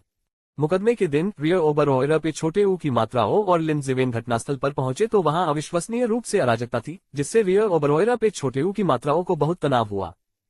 2 दिन पहले उसने गुप्त रूप से लिन जिवेन को पीठासीन न्यायाधीश से संपर्क करने के लिए कहा था, ताकि वह अर्जुन रायजादा की सजा को हल्का करने के लिए उसे थोड़ी रिश्वत दे सके। हालांकि मुख्य न्यायाधीश ने इस बात को स्वीकार नहीं किया और उसे फटकार भी लगाई। किसी को भी ये पता नहीं था कि मुख्य न्यायाधीश पहले ही यान बुआ के साथ भोजन कर चुके थे और उन्हें रिश्वत के रूप में 5 लाख रुपये मिले थे। श्री ली, मुझे लगता है हमें इतने सारे लोगों के साथ नहीं जाना चाहिए। लिन जिवेन ने तत्काल उत्तर दिया। नहीं, हमें जाना होगा। रियो ओबरॉय पे छोटे ऊ की मात्राओं ने दांत पीसते हुए कहा। लिन जिवेन के पास कोई विकल्प न होने के कारण उसने 2 अंगरक्षकों को आगे बढ़ने दिया, रियो ओबरॉय पे छोटे ऊ की मात्राओं के लिए रास्ता साफ किया, फिर अदालत कक्ष में प्रवेश किया। यह एक सार्वजनिक मुकदमा था। न केवल रियो ओबरॉय पे छोटे ऊ की मात्राओं बल्कि झांग यांटोग और फेंग जिक्सियाओ सहित एक समूह भी उपस्थित था। मोमो, तुम यहाँ क्यों हो? फेंग जिक्सियाओ ने लियू मोमो को भीड़ में धक्का मुक्की करते हुए देखा। उसने देखा कि वह एक थमस लिए हुए थी और आगे बढ़ने के लिए संघर्ष करते हुए उसे बहुत पसीना आ रहा था। उसने तुरंत हाथ हिलाकर आदेश दिया, जाओ, मोमो के लिए रास्ता साफ करो। दाहेई ने आगे बढ़ते हुए बढ़त बना ली। अपनी मजबूत कदकाठी और भयंकर रूप का उपयोग करके उसने बलपूर्वक रास्ता साफ कर दिया। जब भीड़ गाली देने ही वाली थी तो दाहेई का उग्र रूप देखकर वे चुप हो गए। लियू मोमो ने दाहेई को अपने लिए रास्ता साफ करते हुए देखा तो मुस्कुराए और बोली, धन्यवाद बड़े भाई। मोमो, तुम यहाँ क्या कर रही हो? क्या तुम्हें आज कक्षा में नहीं होना चाहिए? फेंग जिक्सियाओ ने जल्दी से लियू मोमो को खींच लिया ताकि उसे धक्का न लगे। मैंने छुट्टी ले ली। मैं भाई अर्जुन के लिए सूप लाने आई हूँ। लियू मोमो ने अपने माथे से पसीना पोंछा और कहा, मुझे विश्वास है कि भाई अर्जुन एक अच्छे इंसान है और उन्हें जरूर बरी कर दिया जाएगा। तो जब भाई अर्जुन बरी हो जाएंगे तो मैं उन्हें सूप दूंगा। इन दिनों हिरासत में रहते हुए उसने ठीक से खाना नहीं खाया होगा। उसके बगल में फैंग झिक्सियाओ ने अपना सिर झुका लिया। ये सब उसके कारण हुआ था। यदि वह न होता तो अर्जुन रायजादा को कैसे गिरफ्तार किया जा सकता था। ये सोचकर फैंग झिक्सियाओ को असाधारण पीड़ा महसूस हुई। उन्होंने लियू मोमो को पकड़ लिया और कहा, मोमो तुम सही हो, भाई अर्जुन के साथ अन्याय हुआ है। फिर सभी लोग मुख्य हॉल में प्रवेश कर गए। सब कुछ तैयार लग रहा था। जज ने दृश्य में प्रवेश किया। उनके पीछे 2 बेलिफ आए जो पीछे से अर्जुन रायजादा को बाहर लाए। अर्जुन रायजादा का प्रवेश भी असामान्य रूप से भिन्न था। वह न तो जेल की पोशाक में था और न ही उसके हाथों में हथकड़ी थी, बल्कि वह सिगरेट पीते हुए मुस्कुरा रहा था और आगे बढ़ रहा था। उसके पीछे 2 बेलिफ उसके अंगरक्षकों की तरह चल रहे थे। भाई अर्जुन, भाई अर्जुन, फैंग झिक्सियाओ द्वारा लाए गए 50 या इतने छोटे भाई जोर से चिल्लाने लगे। अर्जुन रायजादा चौंक गया और जल्दी से मुस्कुराया, भीड़ की ओर हाथ हिलाया। दर्शक सीटों पर उसने एक थकी हुई सी दिखने वाली रियो ओबरॉय पे छोटे ऊ की मात्राओं को देखा। उसकी नजर थोड़ी लड़खड़ाई, फिर उसने उसकी ओर हाथ हिलाया। ली रुओ की आंखें आंसुओं से भर गईं और उसने अपने होठों को ढंक लिया, धीरे से कोसते हुए, ये बेवकूफ, हर कोई इसके लिए इतनी मेहनत कर रहा है, फिर भी यह इतना लापरवाह व्यवहार करता है। वह अर्जुन रायजादा था। निराशा की कगार पर भी वह कभी भी विनम्र मौत नहीं मरेगा, बल्कि उसका सामना अवज्ञा के साथ करेगा। हालांकि वह जानता था कि उस दिन अदालत में उसे बरी नहीं किया जाएगा, लेकिन वह निश्चित रूप से गैरजिम्मेदाराना तरीके से भाग नहीं सकता था। इसके बाद न्यायाधीश ने अदालत के खुलने की घोषणा की। दोनों वकीलों ने जमकर बहस की, एक दूसरे से सवाल पूछे, एक दूसरे पर हमला किया। हर छोटी बड़ी बात और मुख्य बिंदु को सामने लाया गया। इस बार रियो ओबरॉय ने अर्जुन रायजादा की मदद करने में कोई कसर नहीं छोड़ी तथा बीजिंग से सबसे प्रसिद्ध वकील को नियुक्त करने के लिए सैकड़ों हजारों रुपये खर्च किए। अदालत कक्ष में एक भयंकर वाद विवाद प्रतियोगिता जैसा माहौल था। दोनों पक्ष अपने अपने तर्क और साक्ष्य प्रस्तुत कर रहे थे। दर्शक सीटों पर बैठे दर्शक उनका उत्साहवर्धन कर रहे थे। मुकदमा लगभग 2.5 घंटे तक चला। मुख्य न्यायाधीश ने अंततः हथौड़ा पटका और खड़े होकर गंभीरतापूर्वक कहा, 2 घंटे से अधिक की बहस और विचारों की प्रस्तुति के बाद मामला अनिवार्य रूप से स्पष्ट है। अर्जुन रायजादा द्वारा वू वेनकियांग की हत्या के पर्याप्त सबूत मौजूद हैं तथा मामले का विवरण भी स्पष्ट है। समूह में झगड़ा करके मौत कारित करने संबंधी हमारे आपराधिक कानून के अनुच्छेद 292 उपधारा 2 के अनुसार तथा जानबूझकर हत्या के अपराध संबंधी अनुच्छेद 232 के प्रावधान के तहत अर्जुन रायजादा को सजा सुनाई जाती है। हालांकि अर्जुन रायजादा के कबूलनामे को ध्यान में रखते हुए हमारे आपराधिक कानून के अनुच्छेद 67 के अनुसार अपराध करने के बाद जो व्यक्ति आत्मसमर्पण करता है और सच्चाई से अपने अपराधों को स्वीकार करता है, उसे अपराध स्वीकार करने वाला माना जाता है। इसलिए अर्जुन रायजादा का जुर्माना कम कर दिया गया है। मैं जानबूझकर हत्या के अपराध के लिए अर्जुन रायजादा को 15 वर्ष की निश्चित अवधि के कारावास और आजीवन राजनीतिक अधिकारों से वंचित करने की सजा सुनाता हूँ। 1 लाख का जुर्माना। 126 अध्याय 122 अध्याय 119 फैसला क्लैटर। यह दृश्य तुरंत ही तालियों की गड़गड़ाहट से गूंज उठा, जो झांग दादन और यान बुआ के अनुयायियों की ओर से थी। फैसला सुनकर रियो ओबरॉय पे छोटे ऊ की मात्रा और ऐसी लग रही थी जैसे उसने अपनी आत्मा खो दी हो। उसने प्रतिवादी की सीट पर अर्जुन रायजादा को निराशा से देखा और सिर्फ रियो ओबरॉय पे छोटे ऊ की मात्रा और ही नहीं, झांग यानटोक के चेहरे पर भी निराशा के भाव थे। यद्यपि अर्जुन रायजादा के कबूलनामे पर विचार किया गया, फिर भी उसे 15 साल की सजा सुनाई गई। कम सजा के बावजूद भी उसे लगभग 10 साल जेल में बिताने होंगे। झनकार। लियू मोमो का थमस जमीन पर गिर गया और वह अचानक उठ खड़ी हुई, चिल्लाते हुए बोली, नहीं, ये सच नहीं है, भाई अर्जुन को फंसाया गया है। लियू मोमो चिल्लाते हुए पागलों की तरह प्रतिवादी की सीट की ओर दौड़ी। उस समय वह केवल अर्जुन रायजादा को ही देख पा रही थी। उसे खुद को अर्जुन रायजादा की बाहों में डालने की जरूरत थी। उसे खुद अर्जुन रायजादा से यह बताने की जरूरत थी कि उसे फंसाया गया है। लियू मोमो के आंदोलन ने फैंग झिक्सियाओ सहित अन्य लोगों के बीच अराजकता को जन्म दे दिया।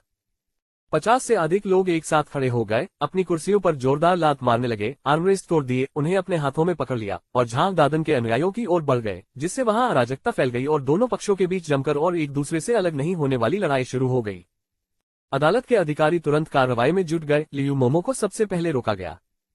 वह चिल्लाए, भाई अर्जुन, यह मोमो है, मेरी तरफ देखो, वापस जाओ, अभी वापस जाओ। अदालत के अधिकारियों ने अपने डंडे लहराते हुए लियू मोमो को रोकने की कोशिश की, जिसने आज्ञा मानने के बजाय अपने नाखूनों से अधिकारियों के कपड़े फाड़ दिए और एक अधिकारी की बांह काट ली। उस समय उसे भाई अर्जुन को देखने से कोई नहीं रोक सकता था, यहाँ तक कि भगवान या राक्षस भी नहीं। धिक्कार है। स्तब्ध होकर अधिकारी ने तुरंत अपना डंडा उठाया और उसे लियू मोमो पर झपट्टा मारा। आह! लियू मोमो चिल्लाया। अर्जुन रायजादा ने लियू मोमो की हृदय विदारक चीख सुनी, तुरंत पीछे मुड़ा और एक अदालत अधिकारी द्वारा लियू मोमो पर कठोरता से डंडा चलाने का दर्दनाक दृश्य देखा। क्रोध ने उसे तुरंत जकड़ लिया और वह प्रतिवादी की सीट से कूद गया। दो अधिकारियों ने उसे रोकने की कोशिश की। मेरे रास्ते से हट जाओ। अपनी मुट्ठी के एक झटके से अर्जुन रायजादा ने दूसरे अधिकारी के सिर पर जोर से लात मारी। स्पष्टतः अप्रशिक्षित और केवल दिखावटी आंकड़े वाले अधिकारी बिना किसी प्रश्न के गिर गए। अर्जुन रायजादा तेजी से लियू मोमो की ओर दौड़ा। अधिकारी अभी भी अपना डंडा चला रहा था, लेकिन 3 मीटर की दूरी से अर्जुन रायजादा ने एक छलांग लगाई। उसके पैर अधिकारी की ओर बढ़ गए।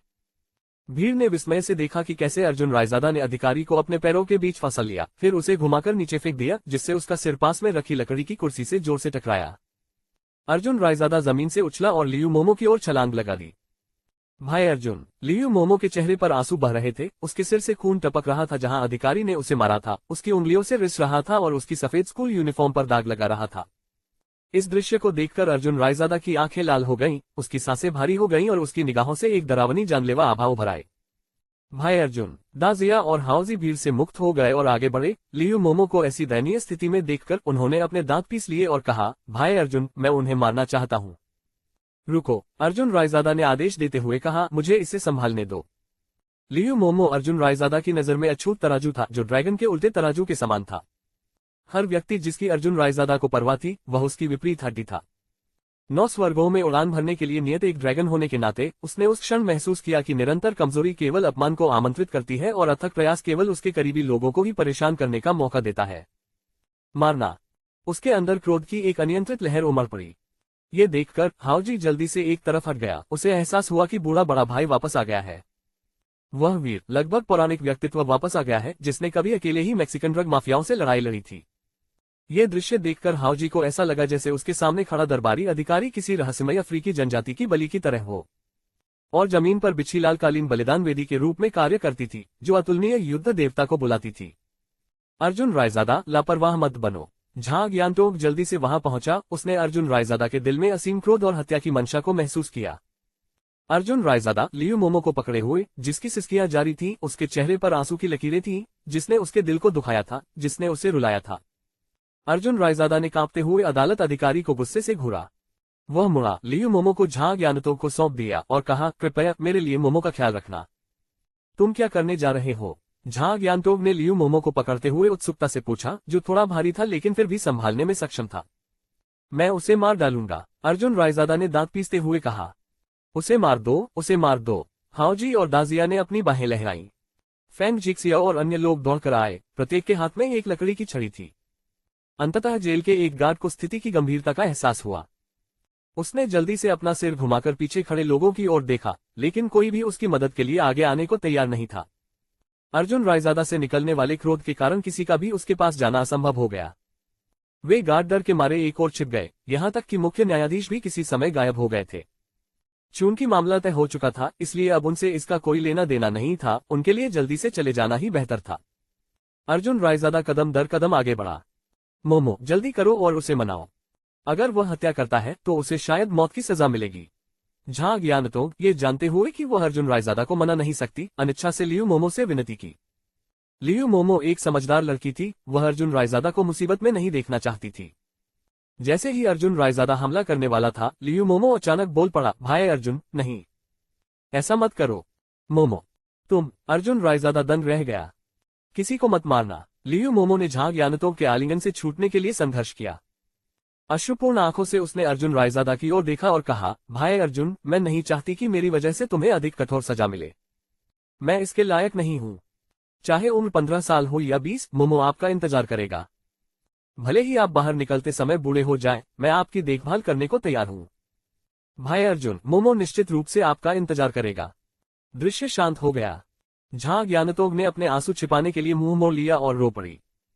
ली रुओ ने अपने होठों को ढकते हुए रोते हुए कहा, लियू मोमो के दिल से किए गए कबूलनामे से वह बहुत प्रभावित हुई। उसे एहसास हुआ कि उसने अर्जुन रायजादा के लिए कितना कम किया था। लियू मोमो के गहरे प्रेम भाव से द्रवित होकर लिन जिवेन भी रो पड़े। जिवेन, चलो चले। रियो बरोएरा पे छोटे ऊ की मात्राओं ने अनिच्छा से कहा। जाने से पहले अर्जुन रायजादा की ओर देखा। लिन जिवेन जल्दी से उसके पीछे चला गया। ठीक है, मैं मोमो की बात मानूंगा। अर्जुन रायजादा ने सिर हिलाया, फिर जेल प्रहरी का कॉलर पकड़ा और कहा, तुम एक ऐसे आदमी हो जो नरक के द्वार से वापस आया है। तुम्हारा जीवन तुम्हें उस लड़की ने दिया है जिसे तुमने तब तक पीटा जब तक उसका खून नहीं निकल गया। ऐसा कहकर अर्जुन रायजादा ने गार्ड को एक तरफ फेंक दिया, जो 5 या 6 मीटर दूर लुढ़क गया। अर्जुन रायजादा को सजा सुनाई गई और उसे जियागुआई जेल में डाल दिया गया। कुछ रोए, कुछ हंसे। यान बुए ने तुरंत जेल प्रहरियों को अर्जुन रायजादा की अच्छी देखभाल करने का निर्देश दिया। जेल में अर्जुन रायजादा के पहले दिन में शारीरिक परीक्षण, बाल कटवाना, दैनिक आवश्यकताएं पूरी करना और उसे सेल 302 में रखा गया, जिसे उसने एक अन्य कैदी के साथ साझा किया। तुम्हारा नाम क्या है? अर्जुन रायजादा के पहले दिन सेल 302 में मौजूद युवक ने भौहें चढ़ाते हुए पूछा। अर्जुन रायजादा। जवाब देने के बाद अर्जुन रायजादा ने अपना सामान चारपाई पर फेंक दिया। जेल में रहने की विडंबना उसे मनोरंजक लगती थी। आखिरकार ऐसी हास्यपूर्ण घटनाएं अब वास्तव में उसके जीवन का हिस्सा बन चुकी थी। अर्जुन रायजादा को कभी कभी जीवन दिलचस्प लगता था। जिन चीजों के बारे में उसने सोचा था कि वे कभी नहीं होंगी, वे घटित हो जाती थी, और जिन लोगों के बारे में उसने सोचा था कि वे उसे कभी पसंद नहीं आएंगे, वे उसे अंततः पसंद आने लगते थे। तुम यहाँ नए हो, है ना? आदमी ने ठंडी हंसी हंसी। क्या तुम्हें नहीं पता कि मैं बिस्तर पर ही अपना सामान रखती हूँ? तो फिर मैं कहाँ सोऊं? अर्जुन रायजादा ने उत्सुकता से पूछा। कोठरी में केवल 2 चारपाई, 2 डेस्क और 2 अलमारियां थीं। वह आदमी हंसा। तुम जमीन पर सोती हो और अब से मुझे बॉस कहोगी। तुम्हारा नाम क्या है? अर्जुन रायजादा ने पूछा। लियू सैन। अब से आपको लियू सान नहीं बल्कि लियू द काय कहा जाएगा।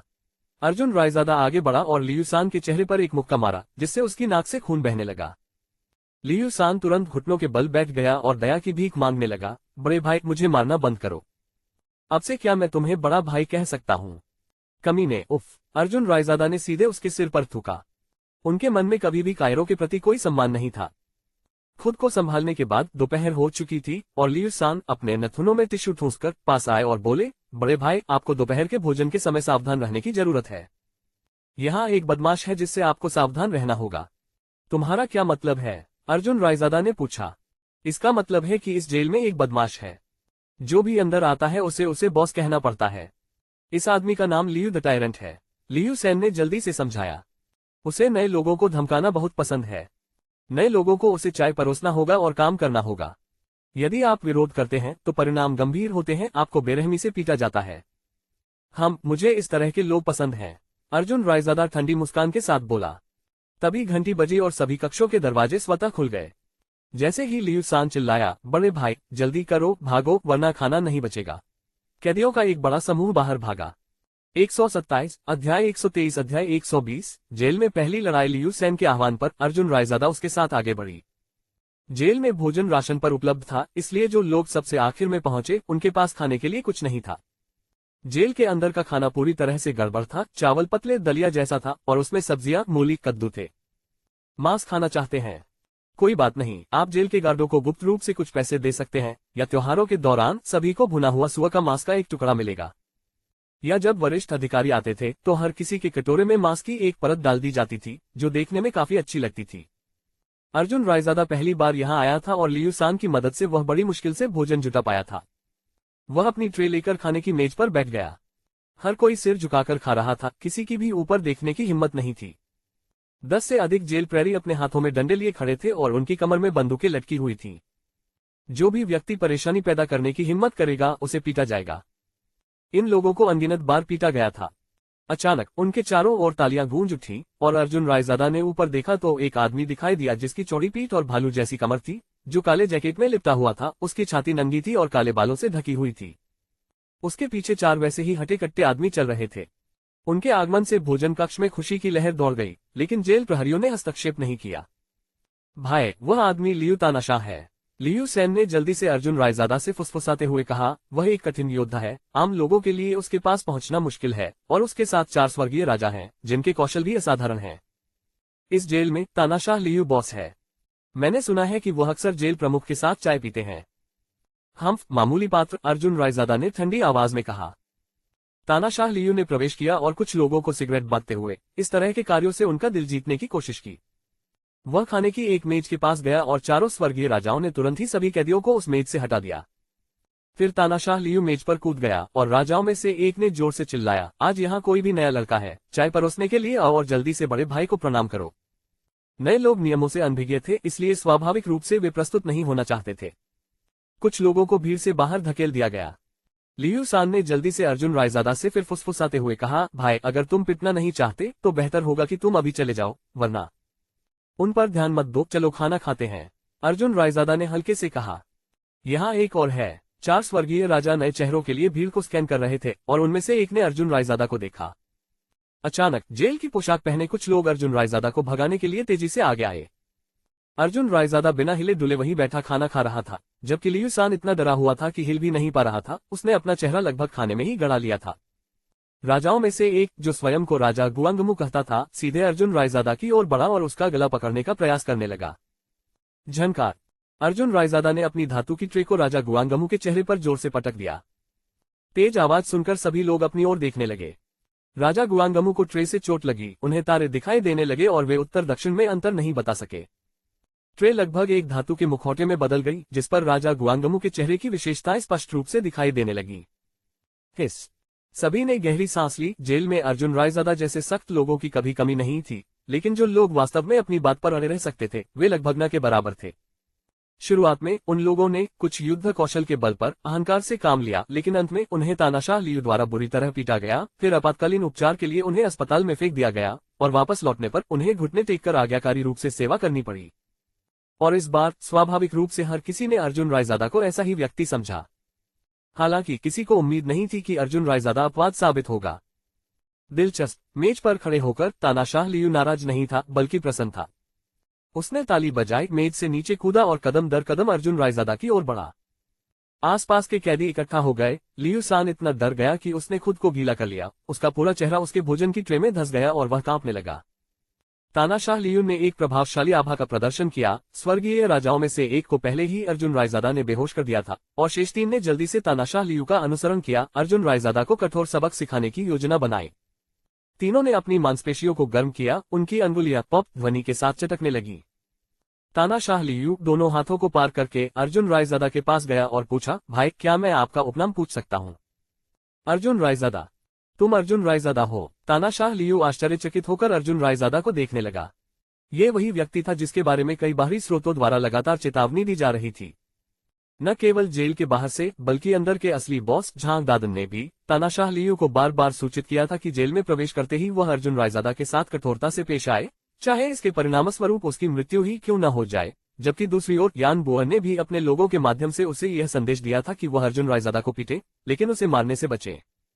इस प्रकार तानाशाह लियू को अर्जुन रायजादा के बारे में अच्छी तरह पता था, क्योंकि वह एक ऐसा व्यक्ति था जिसने कई मालिकों का ध्यान आकर्षित किया था। निश्चित रूप से वह एक साधारण चरित्र नहीं था, है ना?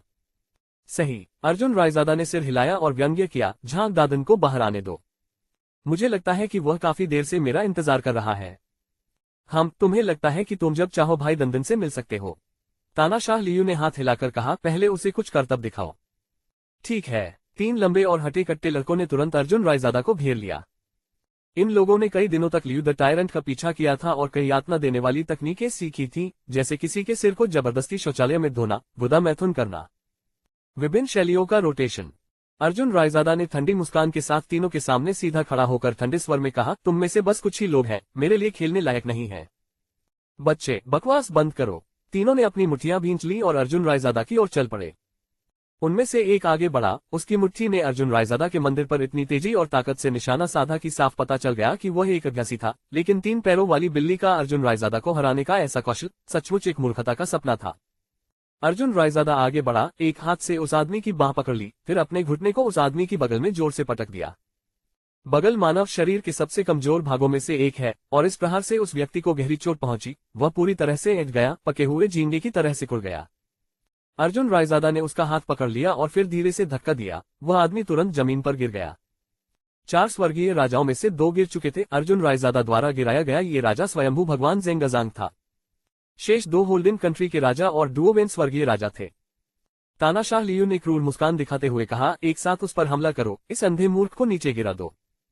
हाँ, दोनों स्वर्गीय राजाओं ने एक साथ हमला किया। प्रत्येक ने अपने वस्त्र के अंदर से एक खंजर निकाला। तेज खंजरों ने तुरंत सभी को चौंका दिया। स्पष्ट रूप से तानाशाह लियू का आज हत्या करने का इरादा था।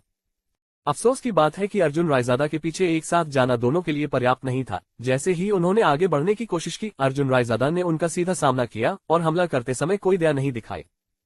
टोर्नेडो किक में अर्जुन रायजादा की पैर तकनीक शीर्ष स्तर की थी।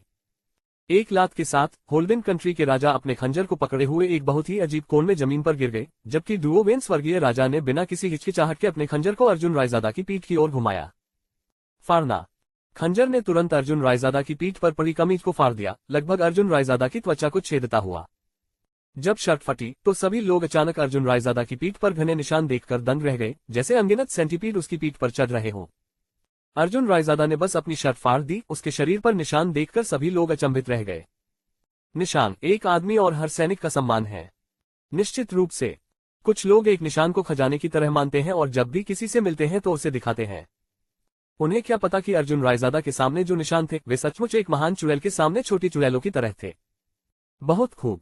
दृश्य तुरंत ही आश्चर्य से गूंज उठा, क्योंकि हर कोई अर्जुन रायजादा के शरीर पर घने निशानों को देखकर आश्चर्यचकित था, मानो वे दुनिया की सबसे अविश्वसनीय चीज देख रहे हों।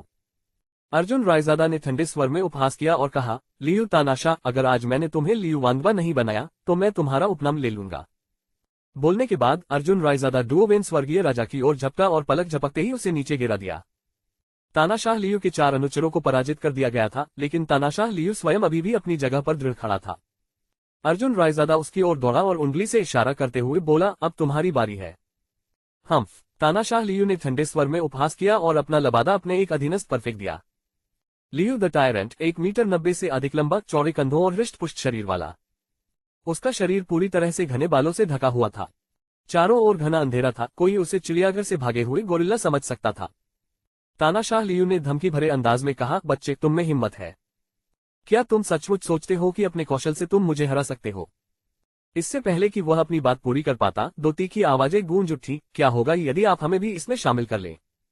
अर्जुन रायजादा चौंका, उसने अपना सिर घुमाया और आश्चर्य से कहा, हाओजी, दाजिया, तुम यहाँ कैसे आए? हे बड़े भाई। हाओजी ने अपने ताजा कटे हुए बालों को छुआ और मुस्कुराया, हम आपके बारे में चिंतित थे।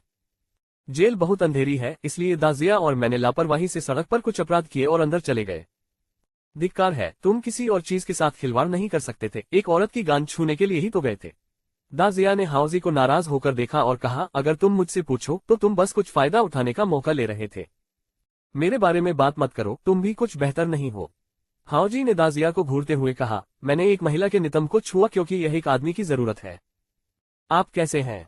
एक बच्चे का लॉलीपॉप चुराना, क्या तुम पागल नहीं हो? लॉलीपॉप चुराना एक बात है, लेकिन तुमने तो उसे उस बच्चे की मां के ब्लाउज में भी ठूंस दिया। 128 अध्याय 124 अध्याय 121 बा वांग फी हुआ। दोनों को अपने सामने मौजूद तानाशाह लियू की कोई परवाह नहीं थी। वे उसके साथ ऐसा व्यवहार कर रहे थे मानो वह महज एक दर्शक हो। ठीक है, बहस बंद करो। अर्जुन रायजादा ने हाथ हिलाया और कहा, चलो पहले जो मामला है उसे निपटाते हैं। जरूर। हाओजी तुरंत आगे बढ़ा।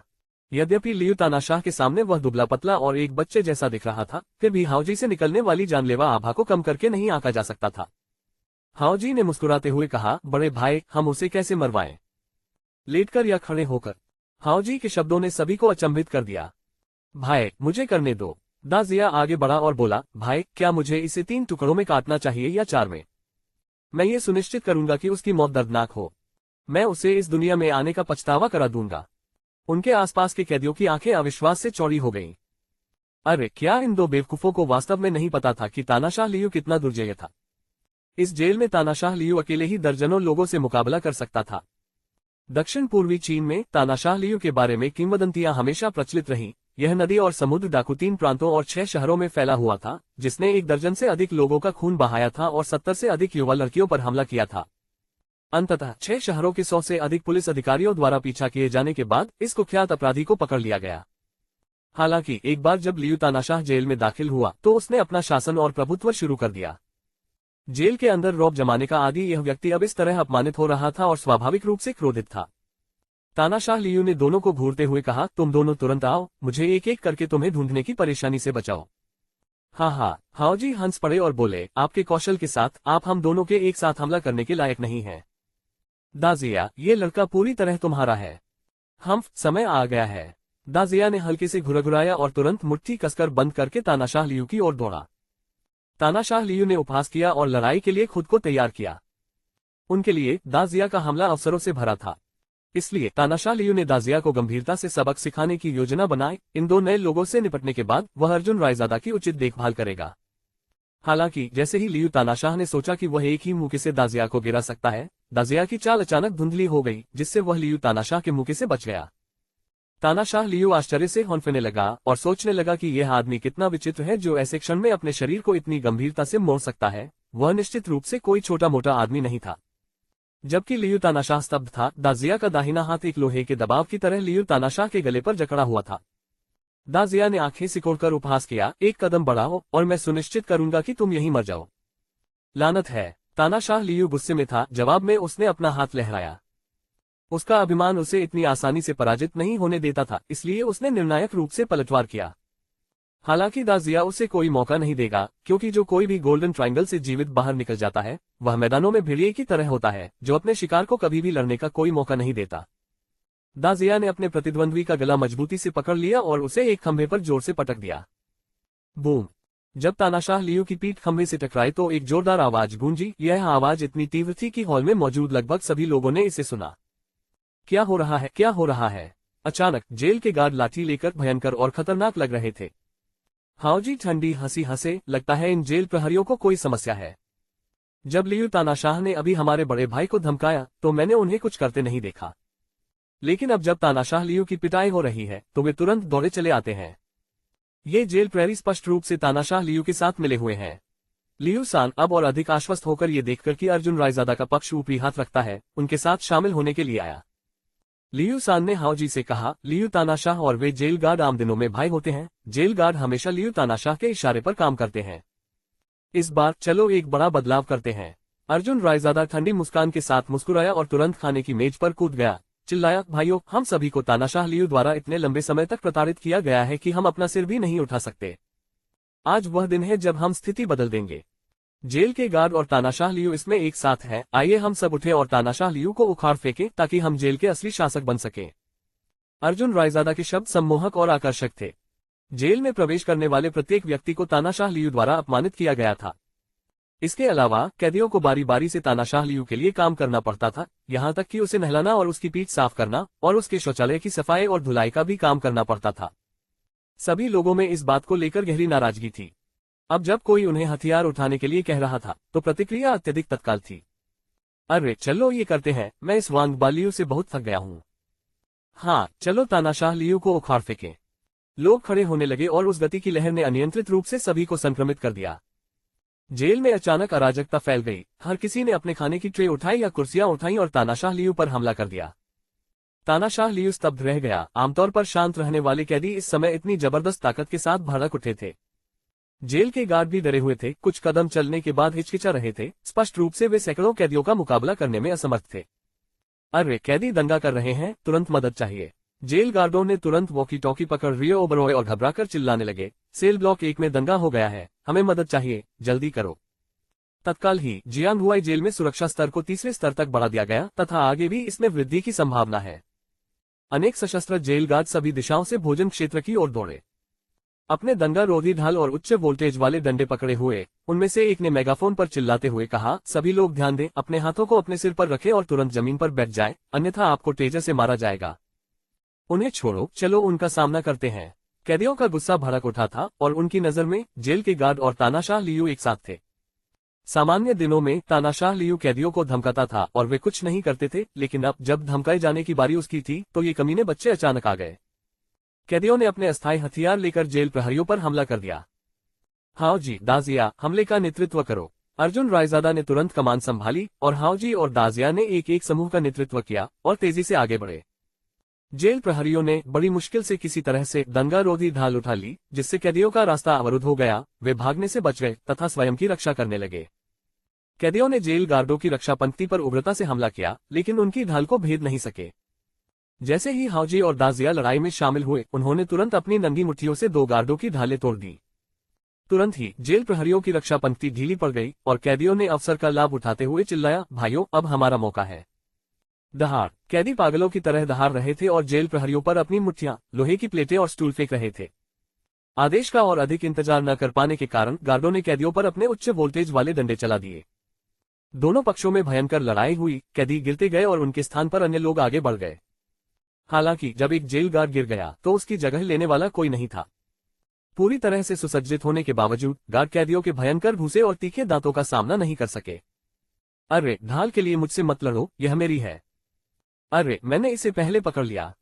कैदियों ने जेल प्रहरियों से हथियार और ढाल छीनना शुरू कर दिया, जो देखने में तो बहुत शक्तिशाली लग रहे थे, लेकिन कैदियों के घूंसे और लाते झेल नहीं पा रहे थे।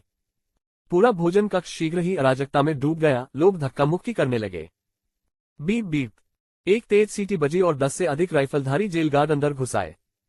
इसके तुरंत बाद गोलियों की आवाज गूंजने लगी और कैदियों ने तुरंत अपने हथियार गिरा दिए, फिर अपने सिर को पकड़कर जमीन पर बैठ गए। जेल गार्ड की पोशाक और धूप का चश्मा पहने सिगार पीते हुए एक आदमी अंदर आया। जो लोग अनजान थे वे सोच सकते थे कि वह जेल प्रमुख थे, लेकिन जब तानाशाह लियू कुत्ते की तरह झुकते और गिड़गिड़ाते हुए दौड़कर आए और सम्मानपूर्वक पुकारा, भाई दंदन, तब सभी को समझ में आ गया कि इस जेल में तानाशाह लियू असली मालिक नहीं था, असली मालिक तो यह आदमी था। सभी को आश्चर्य हुआ जब उन्होंने देखा कि इस व्यक्ति ने जेल प्रहरी की वर्दी पहन रखी थी। झांग दादन ने तानाशाह लियू की ओर देखते हुए ठंडे स्वर में कहा, बेकार, तुम 2 आदमियों को बिना हंगामा किए संभाल नहीं सकते। हाँ हाँ, तानाशाह लियू ने जल्दी से सिर हिलाया। तो आप अर्जुन रायजादा हैं। झांग दादन बायां हाथ जेब में और दायां हाथ सिगार पकड़े अर्जुन रायजादा की ओर बढ़े। और आप झांग दादन हैं। अर्जुन रायजादा ने ऊपर देखा, उसका व्यवहार भी उतना ही ठंडा था। झांग दादन मुस्कुराया, तुम्हारा व्यक्तित्व अद्भुत है, मुझे ये पसंद है। माफ करना, मुझे आप में कोई दिलचस्पी नहीं है। अर्जुन रायजादा ने अपना सिर हिलाया और दाजिया और हाउजी भीड़ से पीछे हट गए और अर्जुन रायजादा के पीछे कंधे से कंधा मिलाकर खड़े हो गए। उनकी उपस्थिति झांग दादन की तरह ही प्रभावशाली थी। यदि झांग दादन खुलेआम जेल प्रहरियों के एक समूह का नेतृत्व कर सकता था, तो इसका मतलब था कि उसका जेल प्रमुख के साथ घनिष्ठ संबंध था। फिर भी अर्जुन रायजादा अविचलित था। दर्शकों की आंखों में जिज्ञासा भर गई, जो अभी भी झांग दादन से अपरिचित थे। अर्जुन रायजादा, साझेदारी के बारे में क्या ख्याल है? झांग दादन ने अचानक मुंह में सिगार दबाए अर्जुन रायजादा की तरफ मुस्कुराते हुए सुझाव दिया। हमारे रास्ते मेल नहीं खाते। अर्जुन रायजादा ने अपना सिर हिलाया और जवाब दिया, मैं भेड़ियों के साथ नहीं नाचता। हाँ हाँ, झांग दादन जोर से हंसा, मेरी तुलना भेड़िए से करने के लिए धन्यवाद। मैं सम्मानित महसूस कर रहा हूँ क्योंकि मैं उस जानवर को बहुत प्यार करता हूँ। वे किसी भी शिकार का शिकार करने में माहिर हैं, चाहे वे अकेले हों या झुंड में, और वे जहां भी जाते हैं उन्हें रोका नहीं जा सकता। अर्जुन रायजादा अपनी दोनों बाहें पार करके चुपचाप झांग दादन को देख रहा था। 129 अध्याय 125 अध्याय 122 जेल निदेशक की भूमिका। अर्जुन रायजादा, मेरे साथ आओ, जेल प्रमुख तुम्हें देखना चाहते हैं। झांग दादन ने मुड़ने और दूर जाने से पहले एक हल्की मुस्कान के साथ कहा। झांग दादन एक खतरनाक चरित्र था, कम से कम अर्जुन रायजादा तो यही मानता था। ये व्यक्ति प्रतिकूल परिस्थितियों में होने के बावजूद स्थिति को मोड़ना जानता था। उसने न केवल तानाशाह लियू को जीत लिया था, बल्कि उसने जेल प्रमुख के साथ भी अच्छे संबंध बना लिए थे। उनकी क्षमताएं बहुत हद तक इससे संबंधित थीं। जैसे ही अर्जुन रायजादा ने अपना पहला कदम उठाया, हाउजी और दाजिया जल्दी से उसके पीछे चले गए। तुम दोनों, बेहतर होगा कि तुम पीछे न आओ, जेल प्रमुख बहुत अजीब हो सकता है। झांग दादन अचानक पीछे मुड़ा और हाउजी और दाजिया को घूरने लगा। पीछे हटो, मैं जल्द ही वापस आऊंगा। अर्जुन रायजादा ने दोनों को रोका। बड़े भाई, दोनों ने चिंता से अर्जुन रायजादा की ओर देखा। कुछ ही देर बाद अर्जुन रायजादा ने बिना किसी हिचकिचाहट के झांग दादन का पीछा किया और राइफलें पकड़े हुए 10 से अधिक जेल प्रहरियों ने क्षेत्र पर नियंत्रण कर लिया। जिन गार्डों को पीटा गया था वे जमीन से उठे और कैदियों को वापस उनकी कोठरियों में ले गए और अंततः स्थिति नियंत्रण में आ गई। अर्जुन रायजादा झांग दादन के पीछे पीछे आगे बढ़ा, 7 चक्कर और 18 मोड़ लगाते हुए अंततः जेल प्रमुख के कार्यालय में पहुंचा। गेट में प्रवेश करने से पहले कमरे से चाय की हल्की सुगंध आ रही थी, जिससे पता चल रहा था कि यह जेल प्रमुख एक गंभीर व्यक्ति था। अर्जुन रायजादा ने उसके बारे में एक सामान्य धारणा बना ली।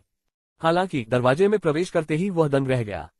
जेल प्रमुख वास्तव में एक महिला थी, और वह भी बहुत आकर्षक महिला, जिसने काले फ्रेम वाला चश्मा पहना हुआ था। उसकी कामुकता उसकी जेल गार्ड की वर्दी से बाहर निकल रही थी।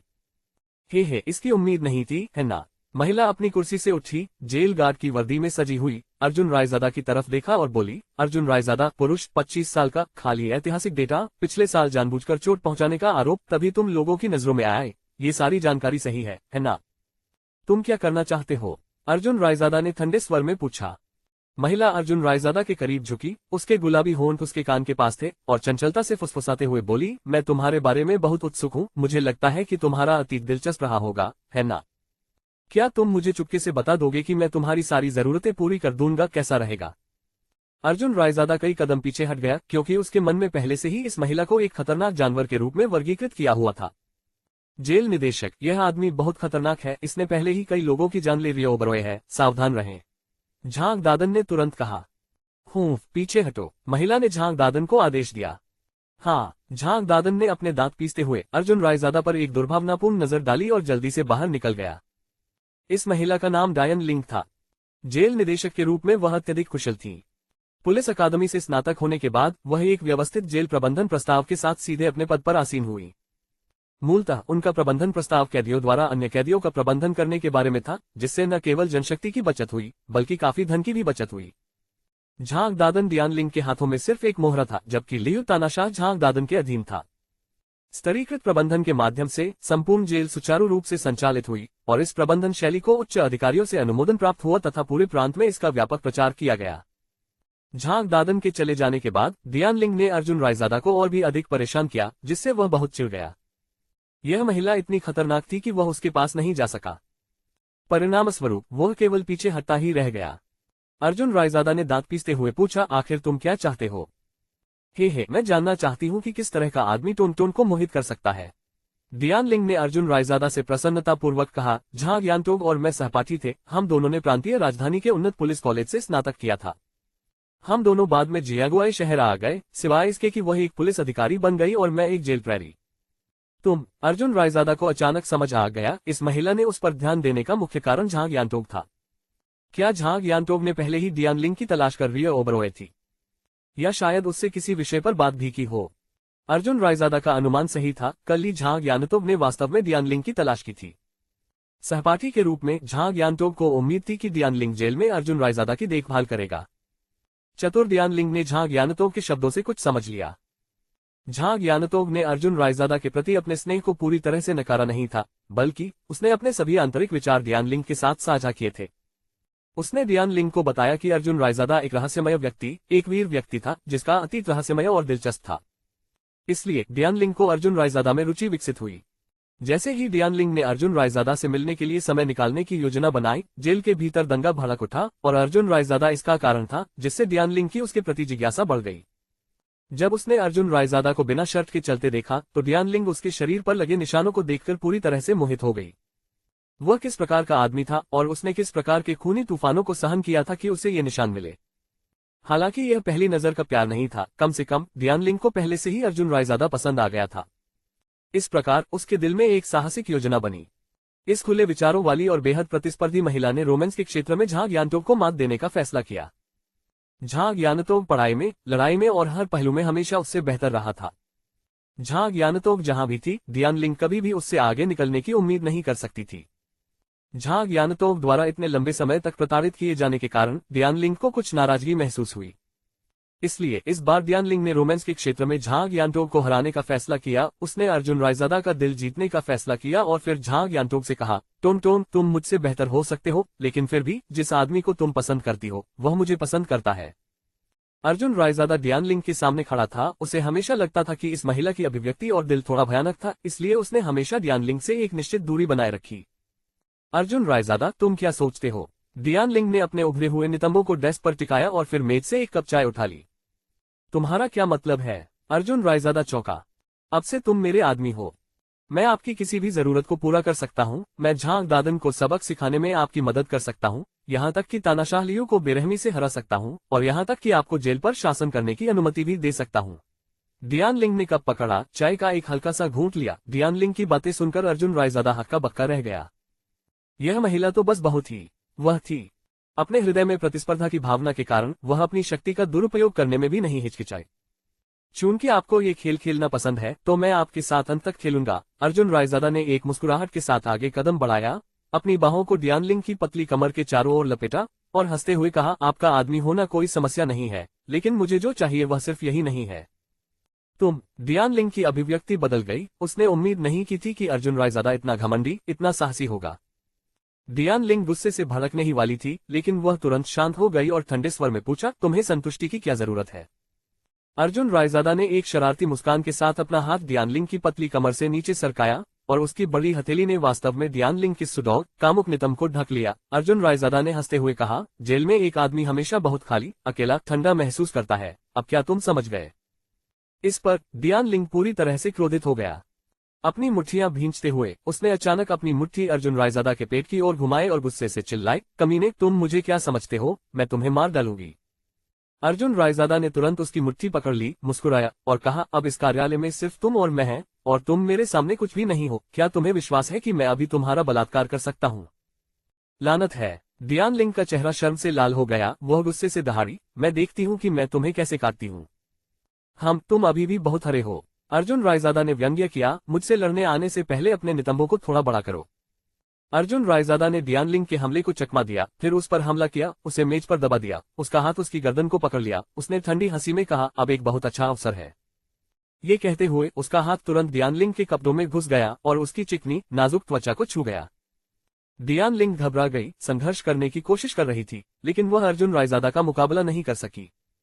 उसका चेहरा तत्परता से लाल हो गया और वह चुपचाप संघर्ष करती रही। अर्जुन रायजादा का हाथ ऊपर की ओर बढ़ रहा था। डियान लिंग का दिल और भी तेजी से धड़क रहा था। ये कमीना, वो गंभीर नहीं हो सकता है ना? ओह! डियान लिंग ने अचानक अपनी आंखें चौड़ी कर ली क्योंकि उसके सीने से एक पागल दबाव आया।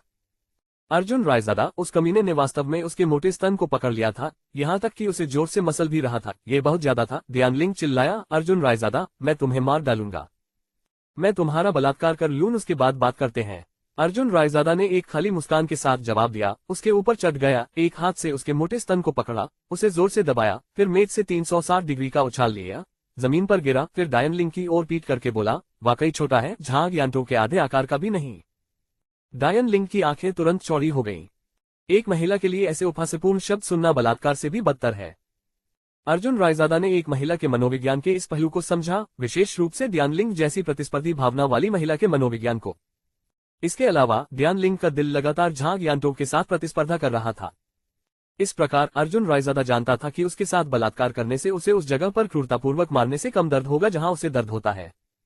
इसलिए अर्जुन रायजादा ने ऐसी टिप्पणी की और फिर चले गए।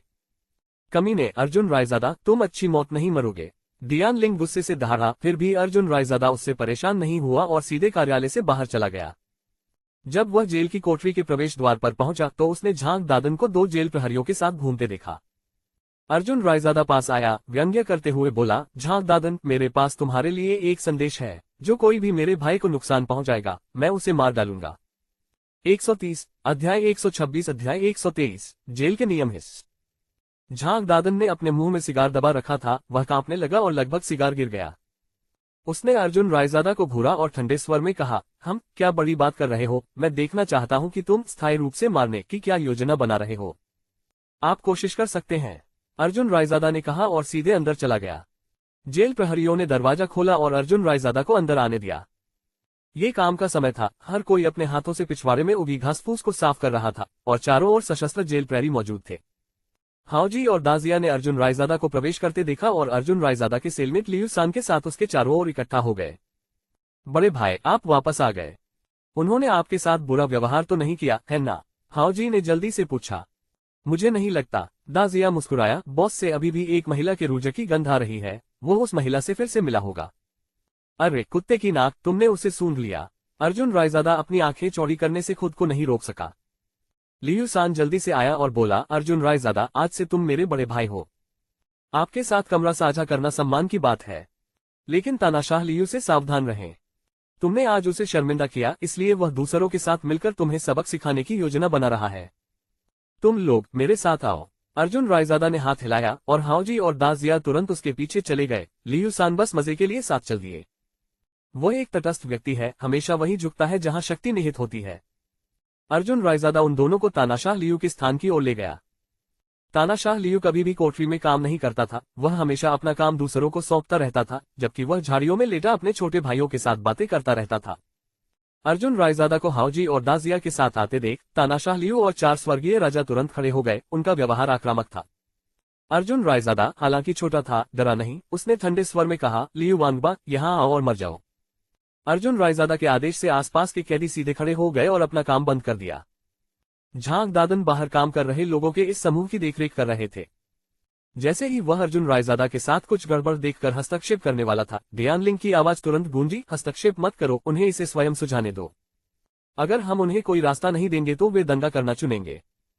हाँ, झांग दादन ने जल्दी से सिर हिलाया, क्योंकि वह एक मोहरे के रूप में आज्ञाकारिता के महत्व को अच्छी तरह से जानता था। तानाशाह लियू ने ठंडे स्वर में कहा, हे उपनामधारी, क्या तुम सोचते हो कि तुम सिर्फ इसलिए महान हो क्योंकि तुम कुशल हो? मैं आपको बता दूं, मेरा बड़ा भाई झांग दादन सशस्त्र जेल प्रहरियों के एक समूह को नियंत्रित करता है। विश्वास करें या नहीं, वह आपको अभी गोली मार सकता है। आप कोशिश कर सकते हैं। अर्जुन रायजादा ने ठंडे स्वर में मुस्कुराते हुए 4 स्वर्गीय राजाओं की ओर इशारा किया और कहा, आज से मैं अकेला ही इस जेल में सर्वोच्च हूँ। यदि आप अभी भी उसका अनुसरण करते हैं तो मैं आप सभी से बाद में निपटूंगा। हालांकि यदि आप अभी अपना मन बदलते हैं तो अभी भी समय है। ये सुनकर चारों स्वर्गीय राजाओं ने आपस में फुसफुसा कर कहा। तानाशाह लियू ने गुस्से से कहा, लानत है, तुम लोग क्या करने की योजना बना रहे हो? अर्जुन रायजादा तो बस पतझड़ के बाद का एक होप है, वह ज्यादा देर तक नहीं टिकेगा। भाई दंडन देर सवेर उसका ध्यान रखेंगे। भाई अर्जुन रायजादा, अब से हम आपका अनुसरण कर रहे हैं। एक संक्षिप्त चर्चा के बाद 4 स्वर्गीय राजाओं के नेता राजा गुआंगमू ने निर्णायक रूप से अर्जुन रायजादा का अनुसरण करने का फैसला किया। अर्जुन रायजादा के कारनामे जेल में व्यापक रूप से फैल गए थे। वह अकेले लड़ रहा था और झांग दादन के नंबर 1 योद्धा बिग चिकन को मार रहा था। ऐसे कारनामे सुनकर अंडरवर्ल्ड का कोई भी व्यक्ति आश्चर्यचकित हो जाएगा। ऐसे नेता के साथ वे कैसे फल फूल नहीं सकते। बहुत अच्छा, अर्जुन रायजादा ने सिर हिलाया। धिक्कार है, तुम कुत्तों के बच्चों, तुमने मुझे धोखा देने की हिम्मत कैसे की? तानाशाह लियू क्रोध से कांप उठा। उसके गाल कांप रहे थे क्योंकि कैदियों की भीड़ उसके चारों ओर जमा हो गई थी। 4 स्वर्गीय राजाओं द्वारा तानाशाह लियू को त्याग दिए जाने के बाद अब कोई भी कैदी उसकी आज्ञा का पालन नहीं करेगा। इस समय तक तानाशाह लियू एक अकेला कमांडर बन चुका था। चारों स्वर्गीय राजाओं ने ठंडे स्वर में कहा, लियू तानाशाह, हमने वर्षों तक तुम्हारी गुलामी की है, लेकिन तुमने अब भी हमारे साथ कुत्तों और सुअरों जैसा व्यवहार किया है। हम तो गुलाम भी हो सकते थे। ठीक है, बहुत ठीक है, आज मैं तुम्हें पूरी तरह से सुलझा दूंगा। तानाशाह लियू दहाड़ा। हम्फ। 4 स्वर्गीय राजाओं ने अर्जुन रायजादा के आदेश की प्रतीक्षा किए बिना तानाशाह लियू को बीच में घेर लिया, 1 के विरुद्ध 4। हालांकि एक राउंड के बाद लियू द टायरेंट जल्दी ही नुकसान में आ गया और दूसरे राउंड की शुरुआत में होल्डन कंट्री के राजा ने एक जोरदार हुक पंच मारा, जिससे लियू द टायरेंट जमीन पर गिर गया। अर्जुन रायजादा ने ठंडे स्वर में कहा, उसे बांध दो। हाँ। राजा गुआंगमू ने सिर हिलाया और कहीं से एक रस्सी ढूंढकर तानाशाह लियू के हाथ कसकर बांध दिए। अर्जुन रायजादा ने अपना हाथ उठाया और चिल्लाया, भाइयों, लियू वांगबा के गिरने से हमें नया जीवन मिला है। आज हम अपने पिछले अपमान को पुनः प्राप्त करेंगे। हालांकि लियू तानाशाह ने अतीत में आपके साथ बुरा व्यवहार किया था, आज हम एहसान वापस करेंगे। गर्जना। लोगों ने अपने हथियार उठाए। उनके दिलों को चरम सीमा तक यातना दी गई थी और अंततः राहत पाने के लिए उन्होंने तानाशाह लियू पर हमला किया, जिसे वेंटिंग बैरल की तरह पीटा गया था। अर्जुन रायजादा जल्दी से चिल्लाया, उसे मत मारो, उसे मत मारो। जब 4 स्वर्गीय राजाओं और अर्जुन रायजादा ने लियू द टायरेंट को अंदर से बचाया, तो लियू द टायरेंट पहले से ही काफी बदल चुका था। उसके कपड़े फटे हुए थे और उसके 1/3 बाल नोच लिए गए थे। उसका चेहरा भी सूजा हुआ था। अर्जुन रायजादा ठंडी हंसी हंसा, उसे मेरे पास वापस खींचो, उसे शौचालय में ठूंस दो। गर्जना गर्जना गर्जना, भीड़ ने फिर जयकार की। शौचालय में सामान भरना तानाशाह लियू का लोगों को यातना देने का पसंदीदा तरीका था। जो नए लोग आज्ञा का पालन नहीं करते थे, उन्हें सीधे मूत्र से भरे शौचालय में धकेल दिया जाता था। फिर उन्हें तब तक वहीं रखा गया जब तक वे अनुपालन के लिए सहमत नहीं हो गए। इसके अलावा ये तरीका आजमाया हुआ और सही था, शायद ही कोई इस कठिन परीक्षा का सामना कर सकता था। मुझे छोड़ दो, मुझे छोड़ दो, तानाशाह लियू विनती करने लगा। लेकिन भीड़ की जय जयकार ने उसकी दया की याचना को दबा दिया। तानाशाह लियू की निगाहें ऊपर झांग दादन पर टिकी थी, क्योंकि उन्हें पता था कि वह उन पर नजर रख रहा होगा। दुर्भाग्यवश झांग दादन ने हस्तक्षेप नहीं किया, इसलिए नहीं कि वह हस्तक्षेप नहीं करना चाहता था, बल्कि इसलिए कि डियानलिंग ने उसे ऐसा न करने का निर्देश दिया था। शौचालय पहले से ही कैदियों के मूत्र से भरा हुआ था। 4 स्वर्गीय राजाओं ने तानाशाह लियू को उठा लिया और उसका सिर सीधे उसमें डाल दिया। गुरगल गुरगल। तानाशाह लियू ने शौचालय में लगभग सारा मूत्र निगल लिया। अरे, उसने तो सब पी लिया। अर्जुन रायजादा हैरान रह गया। हम फिर से पेशाब कर रहे हैं। उनके आसपास के कैदियों ने अपनी पैंट उतार दी और शौचालय में पेशाब करना शुरू कर दिया। उबलता हुआ पेशाब सीधे तानाशाह लियू के सिर पर गिर रहा था, जिससे अर्जुन रायजादा सिहर उठा। लियू सान तुरंत चिल्लाया, बड़े भाई, तरीका बदलो, तरीका बदलो। किस तरीके से बदलाव? अर्जुन रायजादा ने उत्सुकता से पूछा। बस वही तरीका अपना लो जो उस कमीने ने मेरे साथ तब इस्तेमाल किया था जब मैं पहली बार आया था। लियू सान ने गुस्से में अपनी पैंट नीचे खींची और अपने गुदा की ओर इशारा करते हुए कहा, जब मैं पहली बार यहाँ आया था तो इस आदमी ने वास्तव में मेरे साथ बलात्कार करने के लिए कई समलैंगिकों को ढूंढ लिया था। इस बार कुछ लोगों को ढूंढो जो उसके साथ भी ऐसा ही करे। कोई इच्छुक है? अर्जुन रायजादा चौंका। पुरुषों ने अपना सिर हिलाया। समलैंगिकों में से एक ने अपनी नाक ढक रियो बरोए और कहा, लियू तानाशाह शौच के बाद कभी भी अपना पिछवाड़ा नहीं पहुंचता, उसके पिछवाड़ा पर शायद निशान है। कौन उससे चुदने की हिम्मत करेगा? अरे, समलैंगिकों की भी गरिमा होती है न? मैं ये करूंगा। लियू सान आगे बढ़ा। भीड़ लियू सैन के छोटे कद को देख रही थी, उसके जैसा कोई व्यक्ति तानाशाह लियू को कैसे हरा सकता है। लियू सान की लंबाई मुश्किल से 5 फीट 7 इंचेस थी, जबकि लियू द टायरांट की लंबाई 6 फीट 3 इंचेस से अधिक थी। बस शायद वे लोग एक ही लीग में नहीं थे, है ना? हालांकि लियू सान ने सभी को आश्चर्यचकित कर दिया। उसने बिस्तर के नीचे से एक बड़ी लोहे की छड़ निकाली, जो एक बच्चे की बाह जितनी मोटी थी। भीड़ आश्चर्य से बोली, हे भगवान, लिटिल स्किनी थरी, तुम्हें ये लोहे की छड़ कहाँ से मिली? हे, मैं लंबे समय से योजना बना रहा हूँ, मैं हमेशा तानाशाह लियू की योनि फोड़ने के लिए तैयार हूँ। लियू सान गुस्से से भर गया।